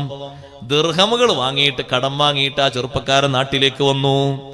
സുബ്ഹാനല്ലാഹ്, കൊടുക്കാൻ നിശ്ചയിച്ച ഡേറ്റായി. സ്വഹീഹുൽ ബുഖാരിയിൽ കാണാം, കൊടുക്കാൻ നിശ്ചയിച്ച ഡേറ്റായി. ശരിക്ക് കൊടുക്കാനുള്ള ദിർഹമും കീശയിലിട്ട് കപ്പൽ കയറിയിട്ട് വേണം പോകാൻ. കടൽ തീരത്ത് എത്തിയപ്പോഴേക്ക് കപ്പൽ വിട്ടുപോയി. അള്ളാഹുവേ, ഇന്നാണല്ലോ ഞാൻ കൊടുക്കേണ്ടത്. ഈ കപ്പൽ അവിടെ എത്തുമ്പോ മറ്റേയാൾ അവിടെ വന്നു നിൽക്കുമല്ലോ, ഈ കപ്പലിൽ എന്നെ കാണൂലല്ലോ. വല്ലാത്ത ഒരു സങ്കടം. ഇന്ന് തന്നെ കൊടുക്കണമെന്നല്ലേ നിശ്ചയം? ഞാനതല്ലേ വാക്ക് പറഞ്ഞത്? നാളാകാൻ പറ്റൂലല്ലോ, ഇന്ന് തന്നെ എത്തണ്ടേ. കപ്പലിൽ എനിക്ക് കീറാൻ പറ്റൂലല്ലോ, നീന്തി പോകാൻ കഴിയില്ലല്ലോ. കറക്റ്റ് ഈ കപ്പല് വരുന്ന സമയത്ത് ആളവിടെ ഉണ്ടാകുമല്ലോ. അദ്ദേഹം അതാ നല്ലൊരു മരമെടുത്ത് ആ മരത്തിന്റെ ഉള്ളിൽ ഇങ്ങനെ ഒരു തുള ഉണ്ടാക്കി. ആ തുളയുടെ ഉള്ളില് ഈ ദിർഹമുകളൊക്കെ ഒരു കടലാസിലാക്കി വെള്ളം ചേരാത്ത രൂപത്തില് ഒരെഴുത്തും വെച്ചിട്ട് ആ മരത്തിന്റെ പൊത്തങ്ങനെ അടച്ചു. ഉള്ളില് നല്ല കവറിങ് ഉണ്ട്, വെള്ളം കിടക്കൂല. നല്ല കനവുണ്ട്, എന്നാൽ താന്നു പോകൂല, അങ്ങനെ പൊന്തി പൊന്തി പോയിക്കോളും. എന്നിട്ട് വെള്ളത്തിലേക്ക് കണ്ട് കൊണ്ടുപോയിട്ടിട്ട് പറഞ്ഞു, അല്ലാ, എന്റെ സുഹൃത്ത് എനിക്ക് കടം തന്നപ്പോ സാക്ഷിയെ ചോദിച്ചു, നിന്നെയാണ് ഞാൻ സാക്ഷിയാക്കിയത്. എനിക്ക് കഫാലത്തിന് ആരാന്ന് ചോദിച്ചപ്പോ നിന്നെയാണ് ഞാൻ കഫീലാക്കിയത്, വക്കീലാക്കിയത്. സമയം തെറ്റാതെ കറക്റ്റ് ടൈമിൽ തന്നെ ഇത് നീ എവിടെ എത്തിക്കണേ അല്ലാ എന്നും പറഞ്ഞ് കടലിലേക്ക് ആ മരക്കഷ്ണം അങ്ങെറിഞ്ഞു. ഹബീബ് സല്ലല്ലാഹു അലൈഹി വസല്ലം പറയുന്നു, കപ്പല് തീരത്ത് വന്ന് നങ്കൂരമിട്ടപ്പോ കടം തരാനുള്ള സുഹൃത്തുണ്ടാകുമെന്ന് കരുതിയിട്ട് അദ്ദേഹം തീരത്ത് വന്ന് ഇങ്ങനെ കാത്തുനിന്നു. ആളുകൾ വഴിവഴിയായി ഇങ്ങനെ ഇറങ്ങി വന്നു, പക്ഷേ കൂട്ടുകാരനെ കാണാനില്ല. ചതിക്കൂലല്ലോ, സാക്ഷിയാക്കിയത് അള്ളാഹുവിനെയാണ്, വക്കീലാക്കിയത് അള്ളാഹുവിനെയാണ്. അയാൾ എന്നെ ചതിക്കുന്ന ആളല്ലല്ലോ എന്നും കരുതി ഇങ്ങനെ നിന്നു. എന്തെങ്കിലുമൊക്കെ അയാൾക്ക് പ്രതിസന്ധി പറ്റിയിട്ടുണ്ടാകുമെന്ന് കരുതിയിട്ട് എല്ലാവരും ഇങ്ങനെ വന്ന് നിന്ന് എല്ലാവരും കരക്കണിഞ്ഞ് കപ്പലിങ്ങനെ പോയി തുടങ്ങുന്ന നേരത്ത് അതാ തിരമാലകൾ തള്ളി തള്ളി തള്ളി വന്ന് അദ്ദേഹത്തിന്റെ നേരെ മുന്നിലേക്കൊരു മരക്കഷ്ണം വന്നങ്ങ് ചേരുന്നു. ഏതായാലും ഇവിടം വരെ വന്നു, ഒന്നും കിട്ടിയില്ല. ഇനി അടുപ്പിൽ വെച്ച് കത്തിക്കാനൊരു മരക്കൊള്ളിയെങ്കിലും കൊണ്ടുപോകാലോ എന്നും കരുതിയിട്ട് അതങ്ങെടുത്ത് വീട്ടിലേക്ക് നടന്നു. വീട്ടിലെത്തിയിട്ട് ഭാര്യന്റെ കയ്യിൽ അത് കത്തിക്കാൻ കൊടുത്തു. ഭാര്യ അത് പൊളിച്ചു നോക്കുന്ന സമയത്താണ് സുബ്ഹാനല്ലാഹ്, ദിർഹം ഉള്ളിൽ നിന്ന് വീഴുന്നു, കടലാസ് ലഭിക്കുന്നു. ടൈം നോക്കുമ്പോ കറക്റ്റാണ്. ഈ ടൈമിലാണ് ഇവിടെ എത്തിക്കുമെന്ന് പറഞ്ഞത്, ഈ ടൈമിലാണ് ഇവിടെ നിന്ന് വാങ്ങിപ്പോയത്. ഒരു മിനിറ്റ് പോലും തെറ്റിയിട്ടില്ല, പിഴച്ചിട്ടില്ല. വഖദ് ജഅൽതുമുല്ലാഹ അലൈക്കും കഫീലാ, നിങ്ങൾ അല്ലാഹനെ കഫീലാക്കിയിട്ടല്ലേ, അല്ലാഹനെ ജാമ്യക്കാരനാക്കിയിട്ടല്ലേ, അല്ലാഹനെ സത്യം ചെയ്തിട്ടല്ലേ വാക്ക് കൊടുക്കുന്നത്, വാക്ക് വാങ്ങുന്നത്, കാശ് വാങ്ങുന്നത്. അക്കരാർ കരാർ പോലെ പൂർത്തിയാക്കണം. ഒന്നും പൊളിക്കരുത്, ഒന്നും തകർക്കരുത്. ഇവിടെ വെച്ച കരാറ് വല്ലതും തകർത്താൽ സ്വർഗത്തിലേക്ക് പോകാൻ അവന്റെ മുന്നിലൊരു മറയുണ്ടാകുമെന്ന് ഹബീബ് റസൂലുള്ളാഹി സല്ലല്ലാഹു അലൈഹി വസല്ലം. തരാമെന്ന് പറഞ്ഞിട്ട് കൊടുത്തില്ല, ഡേറ്റും നിശ്ചയിച്ചിട്ട് കൊടുത്തില്ല, അതങ്ങ് തീർന്നു, തകർത്ത് കളഞ്ഞു. എന്നാൽ കാനത്ത് സിത്രം ബൈനഹു വബൈനൽ ജന്ന, ആ പൊളിച്ചു കളഞ്ഞ മറയില്ലേ, ആ പൊളിച്ചു കളഞ്ഞ കരാറില്ലേ, അവനും സ്വർഗത്തിനും ഇടയിലൊരു മറയാണ്. ഈ സഹോദരൻ ചിന്തിക്കുന്നു, പടച്ചോനെ, ഞാൻ മരക്കഷ്ണത്തിലല്ലേ കാശ് വിട്ടത്, അത് അദ്ദേഹത്തിന് കിട്ടി എന്ന് എനിക്ക് ബോധ്യപ്പെടണ്ടേ? കിട്ടിയില്ലത് വേറെ ആരെങ്കിലും കയ്യിലെത്തിയാലും ഞാൻ കൊടുക്കണ്ടേ? അടുത്ത ഒരു കപ്പലിന് അതേ കാശും കയ്യിൽ കരുതിയിട്ട് വീട്ടിലേക്ക് അങ്ങ് ലക്ഷ്യമാക്കി പുറപ്പെട്ടു വേറൊരു കപ്പലില്. അവിടെ എത്തിയ സമയത്ത് കൂട്ടുകാരൻ പറഞ്ഞു, അൽഹംദുലില്ലാഹ്, അള്ളാനെ കഫീലാക്കിയിട്ട് അള്ളാനെ ഷാഹിദാക്കിയിട്ട് നീ എന്നിൽ നിന്ന് പണം ചോദിച്ചു, ഞാൻ നിനക്കത് തന്നു. നീ ഇവിടെ ഏൽപ്പിക്കുമെന്ന് പറഞ്ഞ കറക്റ്റ് ടൈമിൽ തന്നെ നീ അയച്ച മരക്കഷ്ണം ഇവിടെ കിട്ടിയിട്ടുണ്ട്, വൈകിട്ടില്ല. നിന്റെ ദിർഹമുകൾ മുഴുവനും എന്റെ കയ്യിൽ കിട്ടിയിട്ടുണ്ട്, ഒന്നും നഷ്ടമായിട്ടില്ല. അല്ലാഹു തആല പറയുന്നു, വലാ തകൂനു കല്ലത്തി നഖലത് ഗസ്ലഹാ മിൻ ബാദി ഖുവത്തിൻ അൻകാസാ. മക്കയിലുള്ള ഒരു പെണ്ണിനെ പോലെ നിങ്ങളാകരുത്. ആ പെണ്ണിനൊരു സ്വഭാവമുണ്ട്. ആ പെണ്ണ് കുറെ വസ്ത്രങ്ങൾ ഇങ്ങനെ നെയ്തുണ്ടാക്കും. നെയ്ത് തുന്നി റെഡിയാക്കിയിട്ട് ഏകദേശം ഒരു മുബീനിലെത്തിയാൽ പിന്നെ ഒരു തലക്കെന്ന് ഇങ്ങനെ അയക്കാൻ തുടങ്ങും. മിൻ ബാദി ഖുവത്തിൻ ഭദ്രമാക്കിയ ശേഷം അൻകാസൻ ഇല്ലി ഇല്ലിയായിട്ട് അത് ഇങ്ങനെ പൊടിച്ചു കളയും. അതുപോലെ ഓരോരുത്തരോട് വാക്കങ്ങനെ പറഞ്ഞിട്ട് പിന്നെ അതെങ്ങനെ മാറ്റി പറഞ്ഞ് തിരുത്തി പറഞ്ഞ് പൊളിച്ചു കളയുന്ന സ്വഭാവം ഉണ്ടാകരുത്. നല്ല സത്യങ്ങളല്ലേ നിങ്ങൾ അതിനിടയിൽ ചേർക്കുന്നത്. തത്തഖ്ദൂന ഐമാനക്കും ദഖലം ബൈനക്കും. ഒരു ചതിക്കാൻ വേണ്ടി കുറെ സത്യങ്ങൾ നിങ്ങൾ ചെയ്യുന്നു. അങ്ങനെ ഉണ്ടാകരുത് എന്ന് അല്ലാഹു തആല നമ്മളോട് പറയുന്നു. ഈ പെണ്ണിനെ സംബന്ധിച്ച് മഹാന്മാരായ പണ്ഡിതന്മാര് പറയുന്നുണ്ട്, ഈ പെണ്ണൊരു മജ്നൂനത്തായ പെണ്ണാണ്. ഇബ്നു അബ്ബാസ് റളിയല്ലാഹു അൻഹുവിന്റെ ശിഷ്യൻ അതാ റളിയല്ലാഹു അൻഹുവിനോട് ഒരിക്കൽ ഇബ്നു അബ്ബാസ് തങ്ങൾ പറഞ്ഞു, അതായേ, സ്വർഗക്കാരിയായ ഒരു പെണ്ണിനെ കാണിച്ചു തരണോ? നോക്കതാ, ഹബശയിൽ ജനിച്ച പെണ്ണ്, മഞ്ഞ നിറമുള്ള പെണ്ണിനെ കണ്ടോ? ആ പെണ്ണ് നാളെ സ്വർഗത്തിൽ പോകുന്ന പെണ്ണാണ്. ഈ പെണ്ണ് സത്യത്തിൽ സുഖമില്ലാത്ത പെണ്ണാണ്. അതുകൊണ്ടാണ് ആ പെണ്ണ് തുന്നിയത് കുറച്ച് കഴിയുമ്പോൾ അങ്ങനെ തന്നെ കെട്ടയിക്കുന്നത്. നല്ലോണം തുന്നിയൊരു മുബീനിലെത്തിയാൽ ഒരു തലക്ക് ഇങ്ങനെ കഴിക്കാൻ തുടങ്ങും. അതാ പെണ്ണിന് ജുനൂനുള്ളത് കൊണ്ടാണ്. പക്ഷെ ആ പെണ്ണ് സ്വർഗക്കാരിയാണ്. എന്തേ ആ പെണ്ണ് സ്വർഗത്തിൽ കിടക്കാൻ കാരണം? ആ പെണ്ണ് ഹബീബ് സല്ലല്ലാഹു അലൈഹി വസല്ലം തങ്ങളെ സവിധത്തിൽ വന്നിട്ട് ആ പെണ്ണ് പറഞ്ഞു, നബിയെ, ഇന്ന ബി ഹാദിഹിൽ മൗതാ, എന്നിൽ ഈ ഭ്രാന്തിന്റെ അസുഖമുണ്ട്, അതൊന്ന് മാറിക്കിട്ടാൻ തങ്ങൾ അല്ലാഹുവോടൊന്ന് ദ്വാർക്കണം. നബി സല്ലല്ലാഹു അലൈഹി വസല്ലം ആ പെണ്ണിനോട് പറഞ്ഞു, പെണ്ണേ, ഇൻ ശിഇതി ദഅഉതുല്ലാഹ ഫഅഫാകി, നീ ഉദ്ദേശിക്കുകയാണെങ്കിൽ ഞാൻ അള്ളാഹിനോട് ദ്വാരക്കാം, അള്ളാഹ് നിനക്ക് സുഖവും തരും. അതേ സമയത്ത് വഇൻ ശിഇതി സബർതി വഹതസബതി വലകിൽ ജന്ന, ക്ഷമിക്കാൻ ഒരുക്കമുണ്ടോ? അള്ളാഹ് തന്നതിൽ പ്രതീക്ഷയോടുകൂടെ മുന്നോട്ട് പോകാൻ തയ്യാറുണ്ടോ? സ്വർഗം നിനക്കുണ്ട്. അപ്പോൾ ആ പെണ്ണ് പറഞ്ഞു, നബിയെ, ഞാൻ ക്ഷമിച്ചോളാം, എനിക്ക് സ്വർഗം കിട്ടുമല്ലോ, എനിക്ക് സ്വർഗം കിട്ടുമല്ലോ, ഞാൻ ക്ഷമിച്ചോളാം. ആ ക്ഷമ ഏറ്റെടുത്ത് സ്വർഗം വാങ്ങിയ പെണ്ണാണ് സഈദത്തുൽ അസദിയ എന്ന് പേരുള്ള പെണ്ണ്. ആ പെണ്ണ് കുറെ ഇല്ലികളാക്കി കെട്ടിയത് അഴിക്കും പോലെ നിങ്ങൾ അഴിക്കരുത്. ചെയ്ത വാഗ്ദാനങ്ങൾക്ക് നല്ല ഉറപ്പ് വേണം, വാക്കുകൾക്ക് നല്ല ഉറപ്പ് വേണം, ഒന്നിനും മാറ്റമുണ്ടാകരുത്. വാഗ്ദാനങ്ങൾ അങ്ങനെ തന്നെ നിർവഹിക്കണം എന്ന് അല്ലാഹു സുബ്ഹാനഹു വ തആല നമ്മെ പഠിപ്പിച്ച വിഷയത്തെ സംബന്ധിച്ച് മഹാന്മാരായ പണ്ഡിതന്മാര് പറഞ്ഞു, 3 കാര്യങ്ങൾ എല്ലാ ആളുകളിലേക്കും ഒരുപോലെ നിർവഹിക്കേണ്ടതാണ്. സലാസുൻ തുഅദ്ദാ ഇലൽ ബർരി വൽ ഫാജിരി, നല്ലവരാകട്ടെ ദുഷിച്ചവരാകട്ടെ 3 വിഷയങ്ങൾ ഒരുപോലെ പ്രയോഗവൽക്കരിക്കണം, ഒരുപോലെ നിർവഹിക്കപ്പെടണം. ഒന്ന് അർറഹിമു, കുടുംബബന്ധം, യസിലുഹാ ബർറതൻ കാനത് ഔ ഫാജിറാ, നല്ലവരാകട്ടെ കുടുംബക്കാർ, ദുഷിച്ചവരാകട്ടെ ബന്ധം ചേർക്കണം.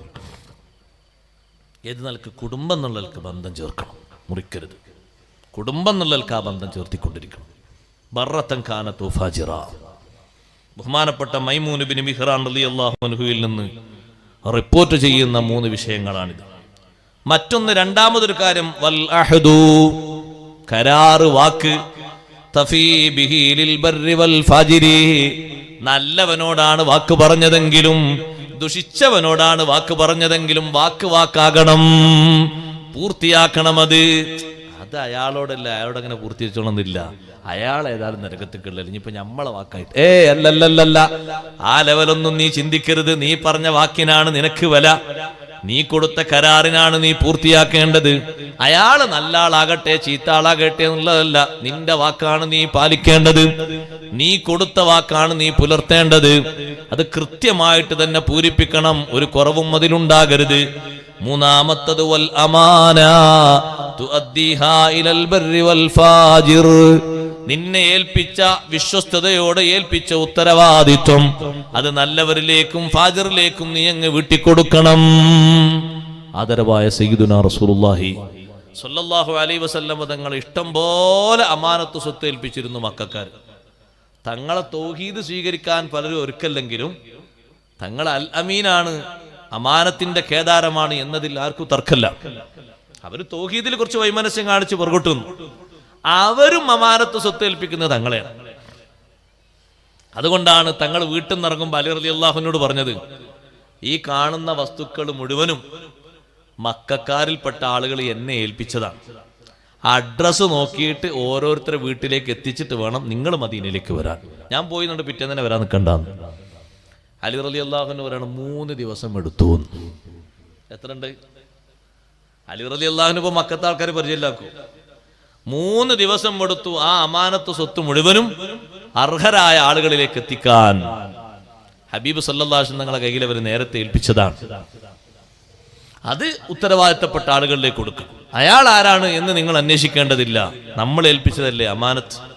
അതുകൊണ്ടല്ലേ അഷ്റഫുൽ ഖൽഖ് സല്ലല്ലാഹു അലൈഹി വസല്ലം നോക്ക്, നിങ്ങൾ മക്ക വിജയത്തിന്റെ അന്ന് വന്ന് താക്കോലൊന്ന് കൊണ്ടുവരാൻ പറഞ്ഞു അലി റളിയല്ലാഹുവിനോട്, കാബന്റെ ഉള്ളിലൊന്ന് കയറി നിസ്കരിക്കാൻ. അലി റളിയല്ലാഹുവിനെ പോയി അന്വേഷിച്ച് നോക്കുമ്പോൾ താക്കോല് ഉസ്മാൻ ഇബ്നു തൽഹയുടെ കയ്യിലാണ്. അന്ന് ഉസ്മാൻ ഇബ്നു തൽഹ നബി തങ്ങളെ വിശ്വസിച്ചിട്ടില്ല. ഉസ്മാൻ ഇബ്നു തൽഹയുടെ കയ്യിൽ നിന്ന് താക്കോല് വാങ്ങി കൊണ്ടുവന്ന് തുറന്ന് തങ്ങളുടെ ഉള്ളിൽ കയറി 2 റക്അത്ത് നിസ്കരിച്ചു. സഹാബത്ത് പലരും കയറി നിസ്കരിച്ചു. തിരിച്ച് വാതിലടക്കുന്ന സമയത്ത് അബ്ബാസ് റളിയല്ലാഹു അൻഹു പറഞ്ഞു, ആ താക്കോലും കൂടി എനിക്ക് തരികയാണെങ്കിൽ എനിക്ക് 2 സൗകര്യം ഉണ്ടായിരുന്നു. ഇപ്പൊ വെള്ളം കൊടുക്കാനുള്ള ഒരു അധികാരമുണ്ട്, അതിന്റെ പുറമെ താക്കോല് സൂക്ഷിക്കാനുള്ള ഒരു അധികാരം കൂടി കിട്ടുകയാണെങ്കിൽ സന്തോഷമായിരുന്നു. പക്ഷെ ഹബീബ് സല്ലല്ലാഹു അലൈഹി വസല്ലം പറഞ്ഞു, താക്കോല് തരാൻ പറ്റൂല. താക്കോല് തന്ന ആളെ കയ്യിൽ തന്നെ തിരിച്ചേൽപ്പിക്കണം എന്ന് അള്ളാഹുവിന്റെ നിർദ്ദേശമാണ്. ഉസ്മാൻ ഇബ്നു തൽഹ ചിന്തിച്ചിട്ടില്ല ഇനി ആ താക്കോല് കിട്ടുമെന്ന്. തങ്ങൾ ആ ഉറക്ക ചോദിച്ചു ആ സദസ്സിൽ വെച്ച്, അയിന ഉസ്മാൻ ഇബ്നു തൽഹ, ഉസ്മാൻ ഇബ്നു തൽഹ എവിടെ? അവർ ഭാഗത്ത് നിന്ന് ഇങ്ങനെ വരുന്നുണ്ട്. ഈ താക്കോല് നിങ്ങളെ ഏൽപ്പിക്കാൻ അള്ളാഹുവിന്റെ നിർദ്ദേശമുണ്ട്. ഇന്നല്ലാഹ യഅ്മുറുക്കും അൻ തുഅദ്ദുൽ അമാനാതി ഇലാ അഹ്ലിഹാ. വിശ്വസിച്ച് ഏൽപ്പിച്ച കാര്യങ്ങൾ അർഹരിലേക്ക് തന്നെ കൊടുക്കണമെന്ന് അള്ളാഹുവിന്റെ കൽപ്പനയാണ്. താക്കോല് വാങ്ങിയ ഉസ്മാൻ ഇബ്നു തൽഹ റളിയല്ലാഹുവിന്റെ മനസ്സ് പ്രകാശിച്ചു. അള്ളാഹുവിന്റെ നിർദ്ദേശം ഇങ്ങനെയാണ്. നിങ്ങൾ നോക്ക്, ആ താക്കോല് തിരിച്ചു സ്വീകരിക്കുന്ന സമയത്ത്, കൊടുക്കുന്ന സമയത്ത് ഉസ്മാൻ ഇബ്നു തൽഹ മുസ്ലിം അല്ല എന്ന ലെവലിൽ ആ അമാനത്ത് മാറ്റിയോ?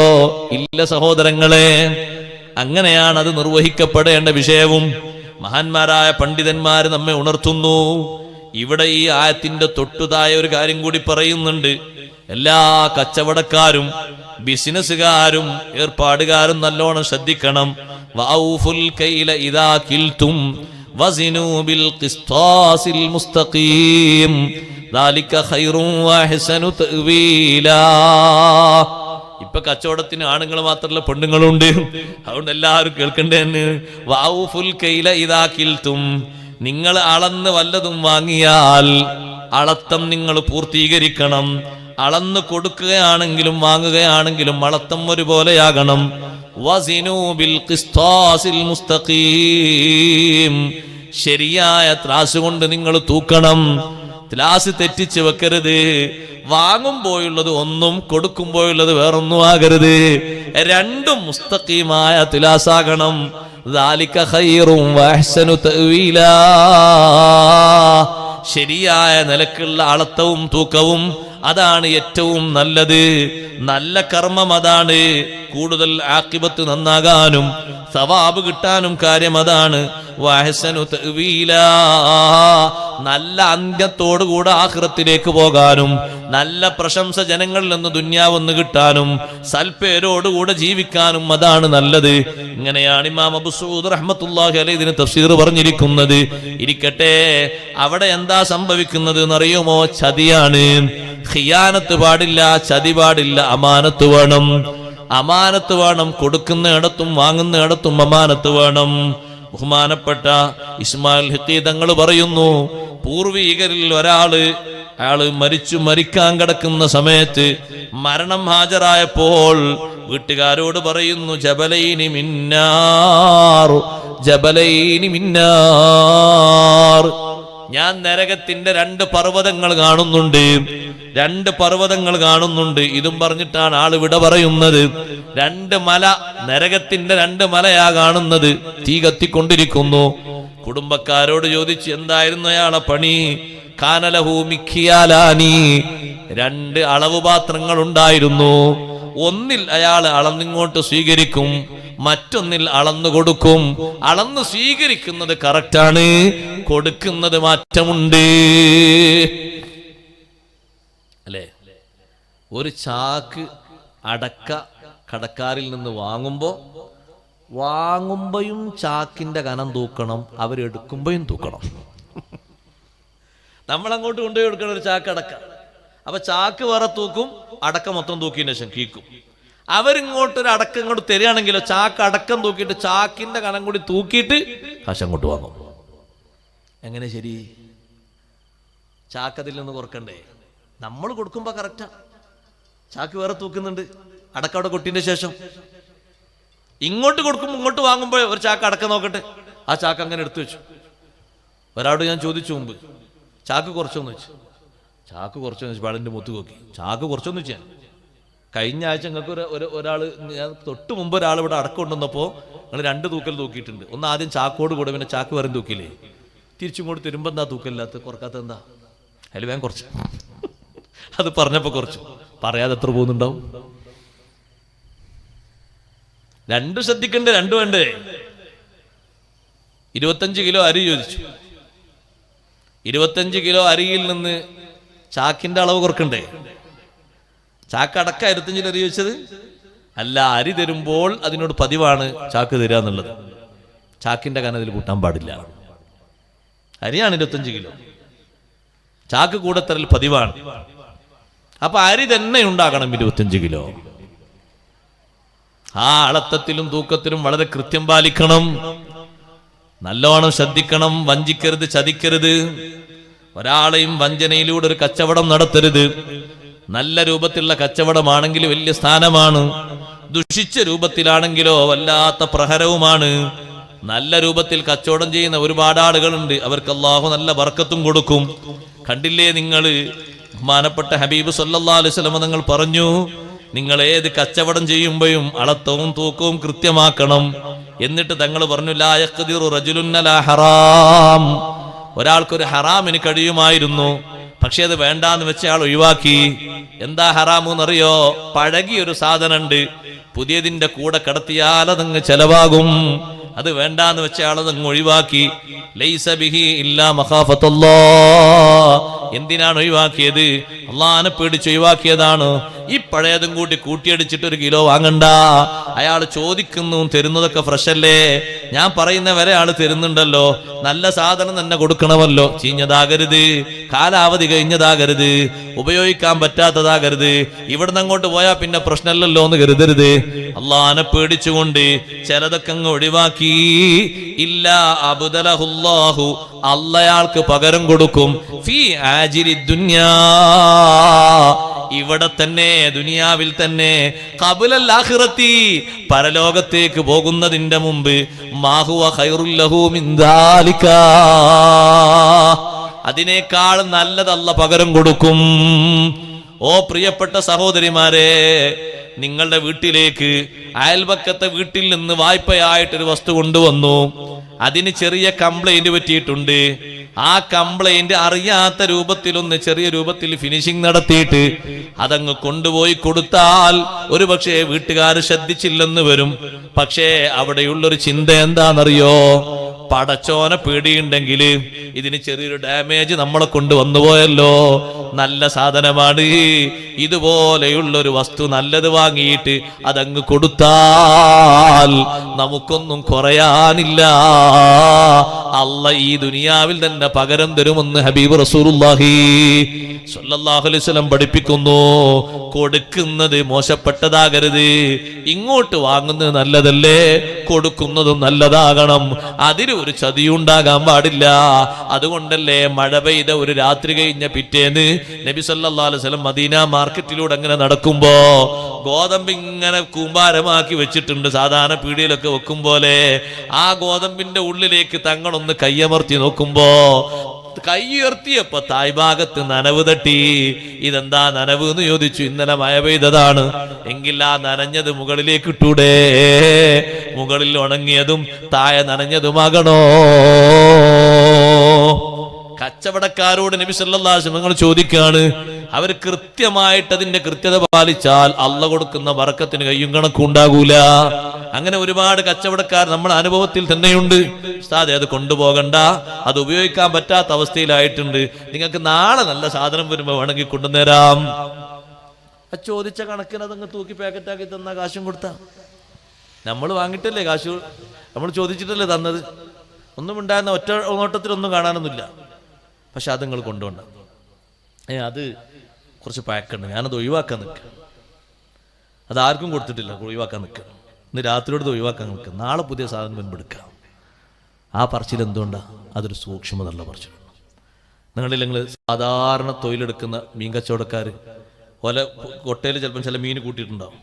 ആ മീൻ നിങ്ങൾ എടുക്കണ്ട, ഇപ്പുറത്തേക്ക് ഞാൻ ഈ മീൻ വെച്ചാൽ പറയും, അത് കുറച്ച് പാകിയിട്ടുണ്ട്, അത് എടുക്കണ്ടെന്ന് എഴുതിയിട്ടാണ്, ഇതെടുത്തോളൂ, ഇത് ചെറിയൊരു വില ഏറുണ്ട്, സാറല്ല ഇത് കൊണ്ടുപോയിക്കോളൂ, മറ്റേത് ഒഴിവാക്കാൻ വെച്ചത് അവിടെ ഒന്നും ഒഴിവാക്കാൻ പറ്റില്ല, വേറെ സ്ഥലത്ത് കൊണ്ട് ഒഴിവാക്കണം. നല്ല ഇഖ്ലാസിന്റെ കച്ചവടക്കാർ അള്ളാഹു അവർ കൊടുക്കുന്ന ബർക്കത്തിന് കയ്യും കണക്കുണ്ടാകൂല. കാരണം എന്തിനാ അവർ മാറ്റി വെച്ചത്? ഒന്നുമല്ല, കൊടുത്തിട്ട് തെറ്റിക്കണ്ടെന്ന് എഴുതിയിട്ടാണ്. ഈ ഒരു സ്വഭാവത്തിലല്ല സ്വീകരിക്കേണ്ടത്. അവിടെ ചതി സ്വീകരിക്കാൻ പാടില്ല. ചതി സ്വീകരിച്ചാൽ ആ ചതിക്ക് തിക്തമായ ഫലം ലഭിക്കും. ചതി പാടില്ല, നല്ല വിശ്വസ്തതയാണ് അവിടെ പാടുള്ളത്. അതുകൊണ്ടാണ് ആറാബികളെ കൈ പിടിച്ചിട്ട് നബി സല്ലല്ലാഹു അലൈഹി വസല്ലം പറയും, ചിലപ്പോഴൊക്കെ ആറാബികൾ ബതുക്കളെ കൈ പിടിച്ചിട്ട് പറയും, പിന്നെ ഇന്നക്കലാ തദൗഷയൻ നിത്യഖ അല്ലാഹ്, അള്ളാനെ പേടിച്ചിട്ട് എന്തെങ്കിലുമൊക്കെ ഒഴിവാക്കുകയാണെങ്കിൽ വിഷമൊന്നും കരുതണ്ട, ഇല്ല അഅതാക അല്ലാഹു ഖൈറൻ മിൻഹു, അതിനേക്കാളും നല്ലത് അള്ളാഹ് വേറെ തരും. അള്ളാനെ പേടിച്ചിട്ട് അതിപ്പോ കൊടുക്കണ്ട, അത് ഒഴിവാക്കുക, കാരണം അത് പഴകിയിട്ടുണ്ട്, അത് ആൾക്കാർക്ക് ഉപയോഗിക്കാൻ പറ്റാത്തതുണ്ട്, ഡേറ്റോ കഴിഞ്ഞിട്ടുണ്ട്. അങ്ങനെ നിങ്ങളൊന്നും ഒഴിവാക്കുകയാണെങ്കിൽ നഷ്ടം നിങ്ങൾക്ക് വരൂല, ഇതിനേക്കാളും ഹൈറ് അള്ളാഹു തആല നിങ്ങൾക്ക് വേറെ തരും. അവിടെ ആ ചിന്തിക്കേണ്ട വിഷയം എന്താണ്? മറ്റൊരാൾക്ക് നമ്മൾ ഒരു ഖിയാനത്തും ഒരു ചതി ഉണ്ടാകാൻ പാടില്ല. കാരണം നമ്മൾ ഈ നടത്തുന്നതിൽ ബർക്കത്ത് നിശ്ചയിച്ചു തരുന്നവൻ അല്ലാഹു സുബ്ഹാനഹു വ തആലയാണ്. അല്ലാഹു ധാരാളം ബർക്കത്ത് തരും. ചെയ്യേണ്ടതുപോലെ ആ രൂപഭാവങ്ങൾ നിർവഹിച്ചാൽ, കടമ നിർവഹിച്ചാൽ അതിന് കുറവുണ്ടാകൂല. ദുനിയാവിൽ മാത്രമല്ല ആഖിറത്തിലെത്തുമ്പോഴും അതിന് വലിയ സ്ഥാനമുണ്ട്, വലിയ മാനമുണ്ട്. റബ്ബ് തആല നമുക്കത് തരും. ആ രൂപത്തിലുള്ള ഒരു വിശ്വസ്തത നമ്മളും ജനങ്ങളും തമ്മിൽ ഉണ്ടാകണം ഏത് കാര്യത്തിലും. പിന്നൊരു വായതുണ്ട്, പിന്നെ നമ്മൾ അറിയാത്തൊരു വായതുണ്ട്, ഉമ്മമാര് പ്രത്യേകം ശ്രദ്ധിക്കണം. നേർച്ചകളാണ്. അല്ലാഹു തആലാന്റെ വായത് എന്ന് പറഞ്ഞ കൂട്ടത്തിൽ പറയാൻ വിട്ടുപോയതാണ് നേർച്ച. നേർച്ചകളൊക്കെ കറക്റ്റ് എഴുതി വെക്കണം. ചിലപ്പോൾ ഓർമ്മ കിട്ടിയില്ല എന്ന് വരും. നമ്മളെ ബുദ്ധിയല്ലേ, ഇന്നറിഞ്ഞാൽ നാളെ ചിലപ്പോൾ ഓർമ്മ ഉണ്ടാകൂല. എന്നാ പിന്നെ ആ ലിസ്റ്റ് നോക്കിയാൽ ഘട്ടം ഘട്ടമായിട്ട് അങ്ങനെ വീട്ടാൻ പറ്റും. നേർച്ചയാക്കിയാൽ അതൊരു നിർബന്ധ ബാധ്യതയാണ്. മനസ്സിൽ കരുതിയാൽ നേർച്ചയാകൂല. നേർച്ച നമ്മൾ പറഞ്ഞു, അല്ലെങ്കിൽ ആ പറഞ്ഞതങ്ങ് എഴുതി രേഖപ്പെടുത്തി, നേർച്ചയായി സ്ഥിരപ്പെട്ടു പോയി. ആ നേർച്ച കൊടുക്കണം. പല കാര്യങ്ങൾക്കും നേർച്ചയാക്കലുണ്ടല്ലോ. അള്ളാഹുമായി ബന്ധിച്ച വലിയൊരു വിഷയമാണത്. ആ നേർച്ച വിട്ടാൻ മറക്കരുത്. മഹാന്മാരായ ആളുകൾ അള്ളാഹുവിന്റെ വാഗ്ദാനം പൂർത്തിയാക്കുന്ന ആൾക്കാരെ പറ്റി പറഞ്ഞപ്പോ പറഞ്ഞു, ഹുമുല്ലദീന ഇദാ വഅദു അൻജസു, വല്ല വാഗ്ദാനവും ചെയ്താൽ പെടുന്നനെ നിർവഹിക്കും. വൈദാ ഹലഫു വനദറു വഫു, എന്തെങ്കിലും നേർച്ചയാക്കിയാൽ ആ നേർച്ച ഉടനെ തന്നെ പൂരിപ്പിക്കും, ഉടനെ തന്നെ അതിന്റെ വാക്കുപാലിക്കും, വൈകിപ്പിക്കൂല. വൈദാ ഖാലു സ്വദഖു, വല്ലതും പറയുകയാണെങ്കിൽ അവർ സത്യം പറയും. വൈദ ഇത്മിനു അദ്ദൗ, അവരെന്തെങ്കിലും കാര്യത്തിൽ വിശ്വാസത്തിലെടുത്താൽ വിശ്വസിച്ചതുപോലെ കാര്യങ്ങൾ നിർവഹിക്കും. യാതൊരു മാറ്റം അതിലുണ്ടാകൂല, ഒരു കുഴപ്പം ഒരു വരുത്തൂല. അല്ലാഹു തആലാനോട് നമ്മൾ ചെയ്യുന്ന ഈ ഇടപാടുകളിൽ ജനങ്ങളെയും വഞ്ചിക്കരുത്, അള്ളാഹുവിനെയും വഞ്ചിക്കരുത്. രണ്ട് ഭാവങ്ങളും നല്ല രൂപത്തിലാക്കി സ്വീകരിച്ചാൽ ബറക്കത്ത് എത്രയും അല്ലാഹു സുബ്ഹാനഹു വ തആല തരും. ഇനി ആളുകൾ നമ്മളെ പറ്റിച്ചു എന്ന് എഴുതിക്കോളൂ. നമ്മൾ ആളുകളെ പറ്റിച്ചിട്ടില്ല, നമുക്കൊരു കുഴപ്പമുണ്ടാകൂല. അള്ളാഹു തആല ഏറെ തരും. നമ്മുടെ ആ നിഷ്കളങ്കതയും നമ്മുടെ ക്ലിയറും കണ്ടിട്ട് നബി സല്ലല്ലാഹു അലൈഹി വസല്ലമയോട് വന്നിട്ട് ഒരാൾ പറഞ്ഞു, നബിയെ എന്നെ എല്ലാവരും ചതിക്കുന്നുണ്ട് കച്ചവടത്തിൽ, പലരും ഇങ്ങനെ വാങ്ങിക്കൊണ്ടുപോകുന്നുണ്ട്, കാശൊന്നും തരുന്നില്ല, ഞാൻ ആകെ ബുദ്ധിമുട്ടിലാണ്. അപ്പൊ തങ്ങൾ പറഞ്ഞു, ഇനി ആരോട് ഇടപാട് നടത്താണെങ്കിൽ ഒരു കാര്യം നീ പറയണം, പറ്റിക്കലില്ല എന്ന് പറയണോ. എന്നെ പറ്റിക്കാൻ പാടില്ല, അതാ ഞങ്ങൾക്ക് വേണ്ട വസ്തുക്കളൊക്കെ തരാം, പക്ഷെ ചതിക്കരുത് എന്നൊരു നിർദ്ദേശം എല്ലാവർക്കും കൊടുക്കണം. അപ്പൊ ആ നിർദ്ദേശം കേട്ടിട്ട് അശ്രദ്ധാലുവായ ആളാണെങ്കിൽ അയാൾ ഉണരും. ഇതുവരെ ചതിച്ചും മറ്റുള്ള ആളാണെങ്കിൽ അയാൾ ചിന്തിക്കും, ഇങ്ങനെ ഒരു കണ്ടീഷൻ എന്നോട് പറഞ്ഞല്ലോ, അതുകൊണ്ട് ഞാൻ ആ കണ്ടീഷൻ പാലിക്കണം, അയാൾക്ക് കൊടുക്കേണ്ടത് കൊടുക്കണം എന്ന് തീരുമാനിക്കും. അങ്ങനെ തീരുമാനിക്കുമ്പോൾ നിങ്ങൾ ആരും പറ്റിക്കൂല, ഇനി കിട്ടേണ്ടതൊക്കെ കിട്ടിക്കോളും. അഷ്റഫുൽ ഖൽഖ് സല്ലല്ലാഹു അലൈഹി വസല്ലം തങ്ങൾ എല്ലാ രീതിയും കൃത്യമായി നമുക്ക് നിർവഹിച്ചു തന്നിട്ടുണ്ട്. അതുകൊണ്ട് രണ്ട് വിഷയങ്ങൾ പറഞ്ഞതിൽ ആദ്യം പറഞ്ഞത് വളരെ ഖനപ്പെട്ട വിഷയമാണ്, നമ്മൾ എപ്പോഴും ശ്രദ്ധിക്കണം. രണ്ടാമത് നമ്മുടെ സമൂഹത്തിൽ നമുക്കൊക്കെ വരുന്ന, നമ്മളൊക്കെ സ്വീകരിക്കുന്ന ഒരു മേഖലയാണ്, നല്ല മേഖലയാണ്, മോശപ്പെട്ട മേഖലയൊന്നല്ല.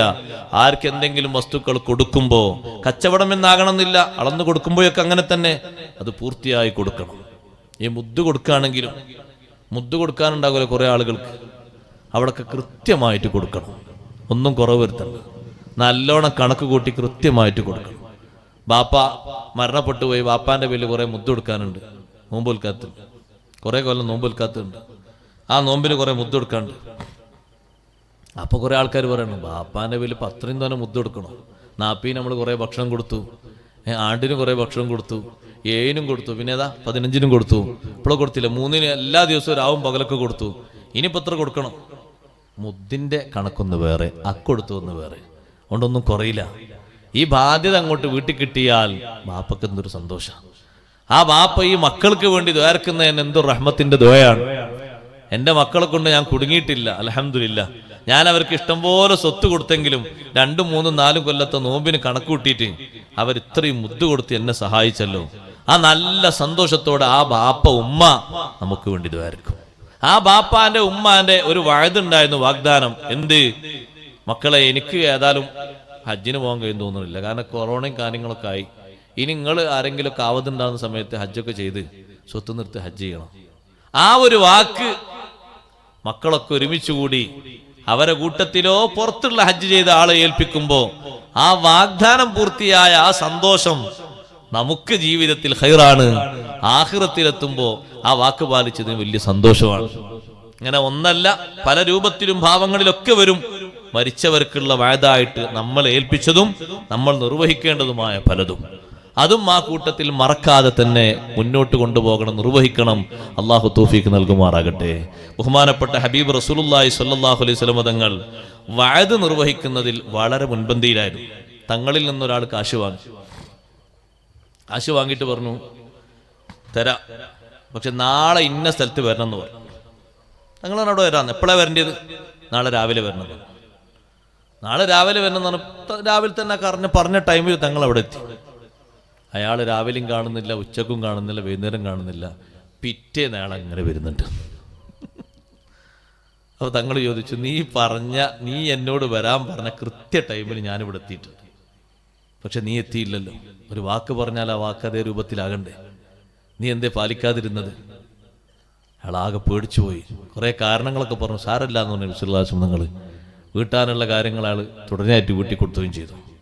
ഏത് സംഗതിയിലും അങ്ങനെ തന്നെയാണ് നമ്മൾ കാര്യങ്ങൾ കൈകാര്യം ചെയ്യേണ്ടത്. അള്ളാഹുവുമായി നമ്മൾ ചെയ്ത ഒരു കരാറ് മാറ്റത്തിരുത്താതെ ജനങ്ങളുമായിട്ടുള്ള കരാറുകൾ, ബാധ്യതകൾ അതും സുഗമമായ രീതിയിൽ നടത്തിച്ചിട്ട് ആ അമാനത്തും അതേ രൂപത്തിൽ തന്നെ വഞ്ചനയില്ലാതെ ജനങ്ങളോടുള്ള ബാധ്യതയും നിർവഹിക്കണം. അള്ളാഹു തൗഫീഖ് നൽകുമാറാകട്ടെ.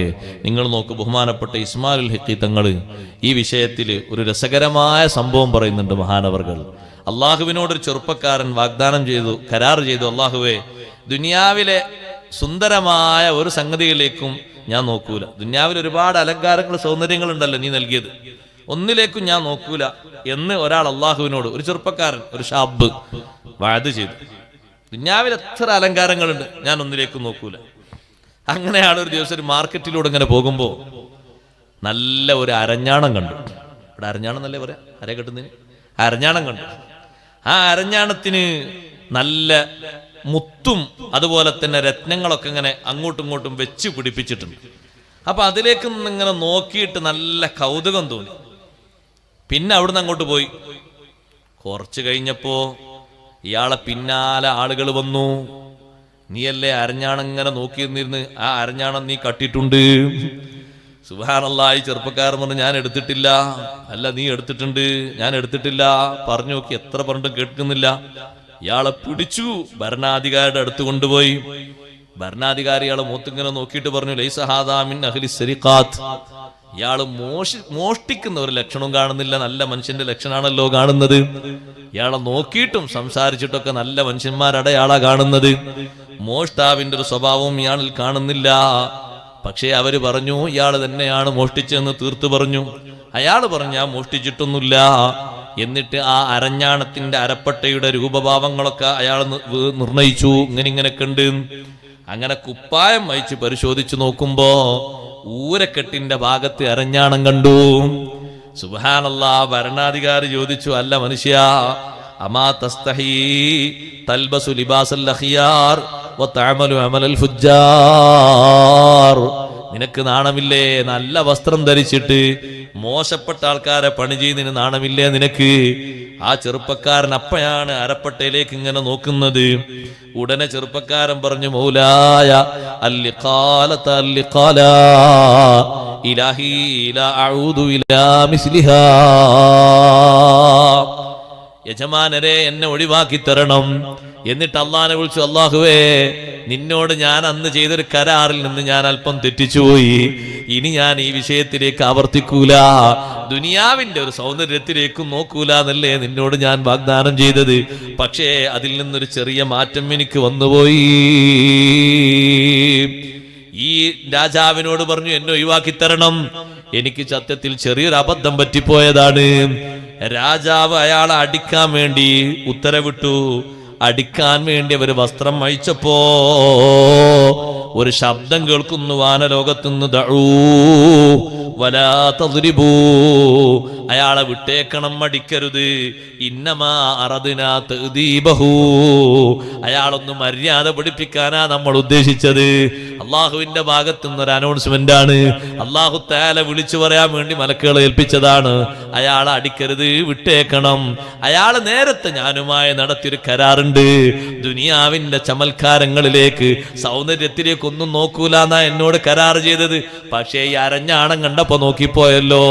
ആ നോക്കിയതിന് ചെറിയ ഒരു ശിക്ഷ, ഒരു അദബ് പഠിപ്പിച്ചതാണ്, മറ്റൊന്നുമല്ല. ഈ ശബ്ദം അങ്ങോട്ട് രാജാവ് കേട്ടപ്പോ ചെറുപ്പക്കാരന്റെ സമീപത്ത് വന്നു. വഖബ്ബലഹു ബൈന ഐനൈ. രണ്ട് കണ്ണുകൾക്കിടയിൽ ചുംബനം കൊടുത്തിട്ട് ചോദിച്ചു, സുഹൃത്തേ, നിന്റെ കഥയൊന്ന് പറഞ്ഞു തരാമോ? നീ ഒരു സാധാരണ മനുഷ്യനല്ല. നിന്നെ അടിക്കാൻ ഞാൻ ഉത്തരവിട്ടിട്ട് നിന്റെ വസ്ത്രങ്ങളൊക്കെ ഓരോന്നോരോന്ന് അഴിക്കുമ്പോഴാണല്ലോ ഈ നിർദ്ദേശം കേട്ടത്. നീ ഒരു സാധാ ചെറുപ്പക്കാരനല്ല.